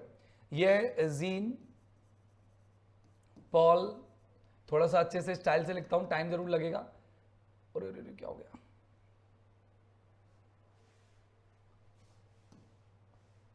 गड़बड़ हो गया, बैक कैसे करूं, इसका तो मुझे खास प्रॉपर आइडिया भी नहीं है, लेकिन कोई बात नहीं, अभी कुछ लिखा नहीं है अपन ने, ज़्यादा बढ़िया रहा, ज़्यादा बैक चला जाता तो दिक्कत आ जाती। तो मैं इनका नाम लिख देता हूं, और इनका नाम है जीन पॉल सार्ट्रा, सब जानते होंगे, सार्टर कह सकते हैं, Jean Paul Sartre, Jean Paul SARTRE, Sartre. He popularised the motto, उन्होंने एक मोटो, एक लक्ष्य लोगों को पॉपुलर करके दिया, और वो ये था एग्जिस्टेंस प्रीसीड्स असेंस, है ना।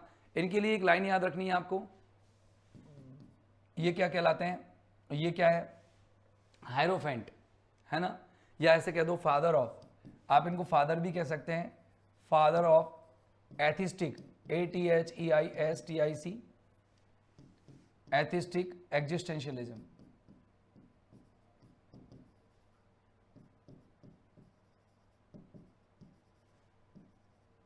एस्थेटिक आ जाए, देखो एक तो है एथिस्टिक, और एस्थेटिक आ जाए तो एस्थेटिक विचारधारा जो है वो सोरेन किरकेगार्ड की थी, है ना, ये एथिस्टिक है। अच्छा देखना, ह्यूमंस आर रेडिकली फ्री, मौलिक रूप से फ्री होते हैं, और वो बहुत खुद के अपने मीनिंग खुद ही ढूंढते हैं।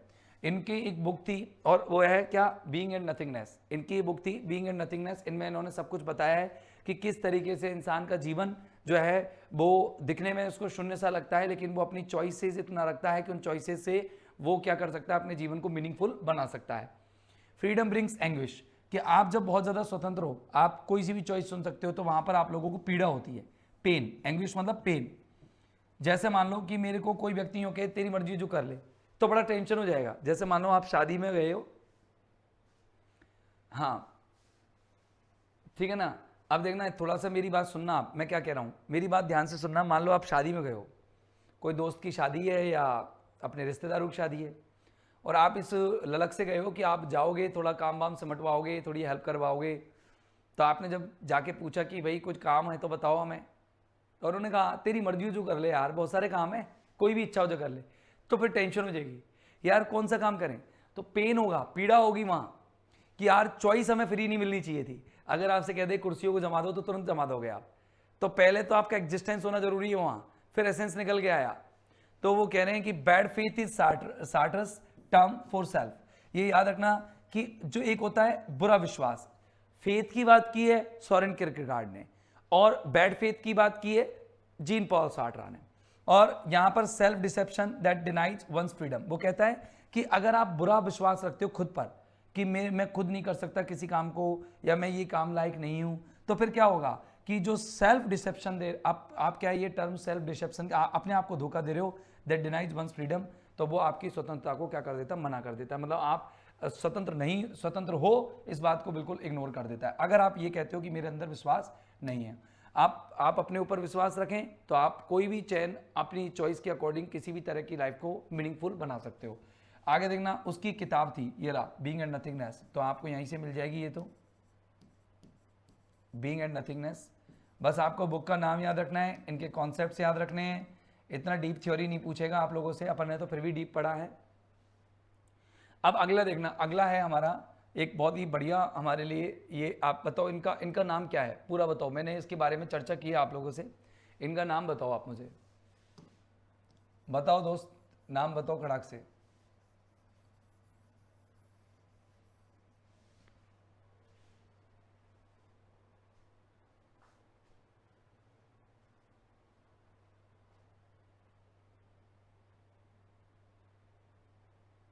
बताओ इनके बारे में नाम बताओ।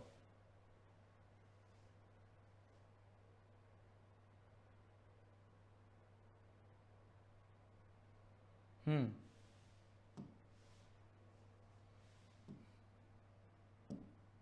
इनका नाम क्या है? साइमन डी ब्यूवॉयर, ठीक है ना, ये बिल्कुल सही बोल रहे हैं, साइमन डी, और एक है बीओ, डी को स्मॉल भी लिखते हैं, ये BEAUVOIR, ये है इनका नाम, साइमन डी ब्यूवॉयर। ऐसे नहीं कहेंगे कि साइमन था, नहीं, इनका जो वर्क था मैंने नाम बताया था आपको, और याद होगा द सेकंड सेक्स करके बोला था मैंने,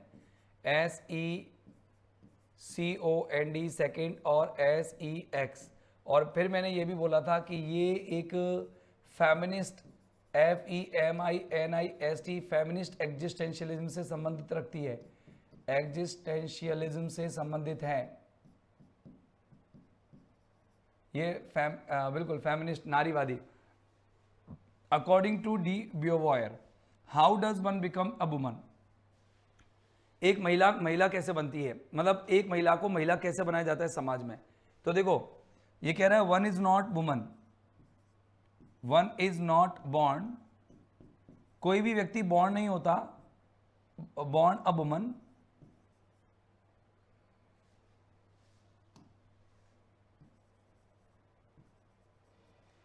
भाई कोई भी महिला ना वो क्या नहीं होती, वो मतलब वुमन पैदा नहीं होती, ठीक है ना, बट ओके क्या होता है, उसको बना दिया जाता है कि वन इज नॉट बॉर्न, मतलब one is not born a woman, मतलब कोई भी महिला एक वुमन पैदा नहीं होती, ठीक है ना, ये दिमाग में सेट रखना आपको कि ये वाली जो लाइन है कि कोई भी महिला वुमन पैदा नहीं होती, लेकिन उसको बना दिया जाता है समाज के द्वारा कि a woman is made by society, और मैन ऐसे भी कह सकते हैं कि which book outlines are existentialist ethics of freedom, तो इन्होंने ये बुक लिखी था एथिक्स ऑफ एम्बिग्यूटी, यानी कि जो नीति नैतिकताएं होती है किसके, एम्बिग्यूटी की, है ना, एम्बिग्यूटी होता है भद्दापन, जीवन में अस्पष्टता। ये रे साहब अल्बर्ट कैमस, इनको पढ़ो, अल्बर्ट कैमस, अल्बर्ट कैमस का जो मोस्टली जो रिलेशन है वो किस आइडिया से है, वो है किस आइडिया से है, द मिथ ऑफ सिसिफस, ये नाम याद रखना,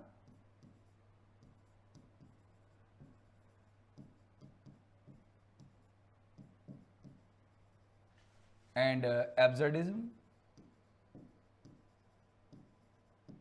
ये आपको याद रखना है, मीनिंगलेसनेस ऑफ लाइफ, और इनका नाम है अल्बर्ट कैमस, नाम लिख देता हूं मैं,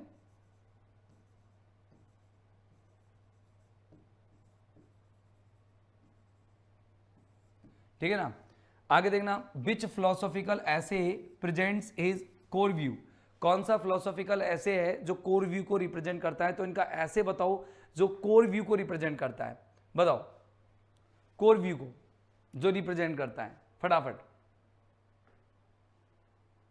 कि इनका कौन सा फिलोसॉफिकल ऐसे है, मैंने जिक्र किया है, आप बताएंगे ऐसा कौन सा फिलोसॉफिकल ऐसे है जो इनके कोर व्यू को रिप्रेजेंट करता है, इनका मूल जो व्यू है उनका, बिल्कुल, but forcefully made a woman, सही। एब्सर्डिज्म कोई ऐसा थोड़ी है, अरे मेरे भाई, अरे मेरे भाई, मैंने बातें की थी आपसे किसके बारे में, द मिथ ऑफ सिसिफस के बारे में, ये ऐसे ही था,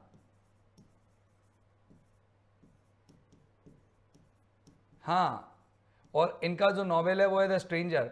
एक और नॉवेल के बारे में चर्चा की थी, अगर याद हो तो बताओ, मैंने बोला था ऊपर जब मैं क्लास ले रहा था, जस्ट इससे पहले ही क्लास ले रहा था जब मैं बोला था, अकॉर्डिंग टू कैमस, कैमस के अनुसार what must be imagine Sisyphus as happy, तो देखो ना कि मतलब थिंक सिसिफस एज हैप्पी, ठीक है ना, ये आपको दिमाग में समझना है कि भाई वो हैप्पी है, ठीक है ना, ओके दिमाग में ये रखना है वो काम कर रहा है, एब्सर्डिटी देख रहा है, मीनिंगलेसनेस है उसकी लाइफ में, लेकिन फिर भी वो खुश है।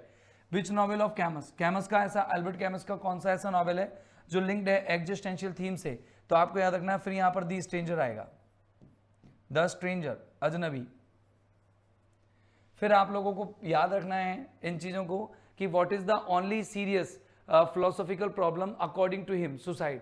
वो देखो क्या देखना, ये ध्यान रखना कि what is the only serious philosophical problem, कि केवल एकमात्र जो दार्शनिक समस्या है उसके अनुसार, अल्बर्ट कैमस के अनुसार वो सुसाइड है। और वो लिखता है प्लेग, बिल्कुल सही है मनीषा, मनीषा गजब, मनीषा ने बहुत अच्छे से पकड़ा है चीजों को, और यहाँ पर ये बहुत बढ़िया से उन्होंने समझाया। अब लास्ट जिस फिलोसोफर के बारे में हम बात कर रहे हैं वो है मार्टिन हीडगर, जर्मन फिलोसोफर है।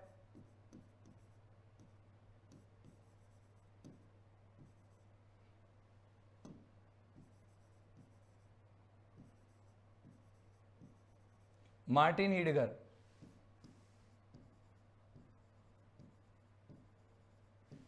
जर्मन है।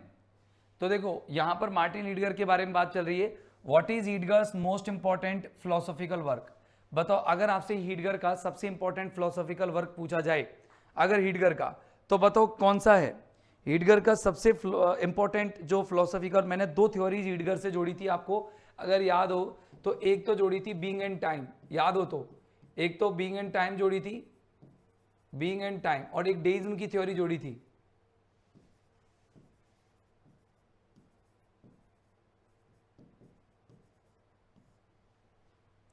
ठीक है ना, ओके बताओ।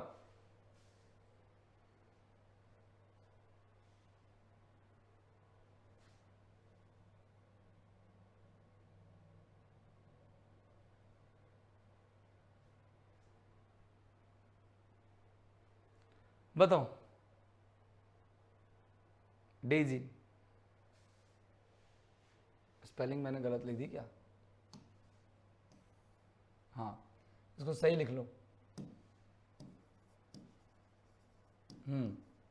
अच्छा देखना, बताओ what is the Heidegger's most important philosophical work, being and time, यही है। ये जिस नाम से इनकी थ्योरी है उसी नाम से इनका जो है फिलोसॉफिकल इंपॉर्टेंट फिलोसॉफिकल वर्क है, बीइंग एंड टाइम।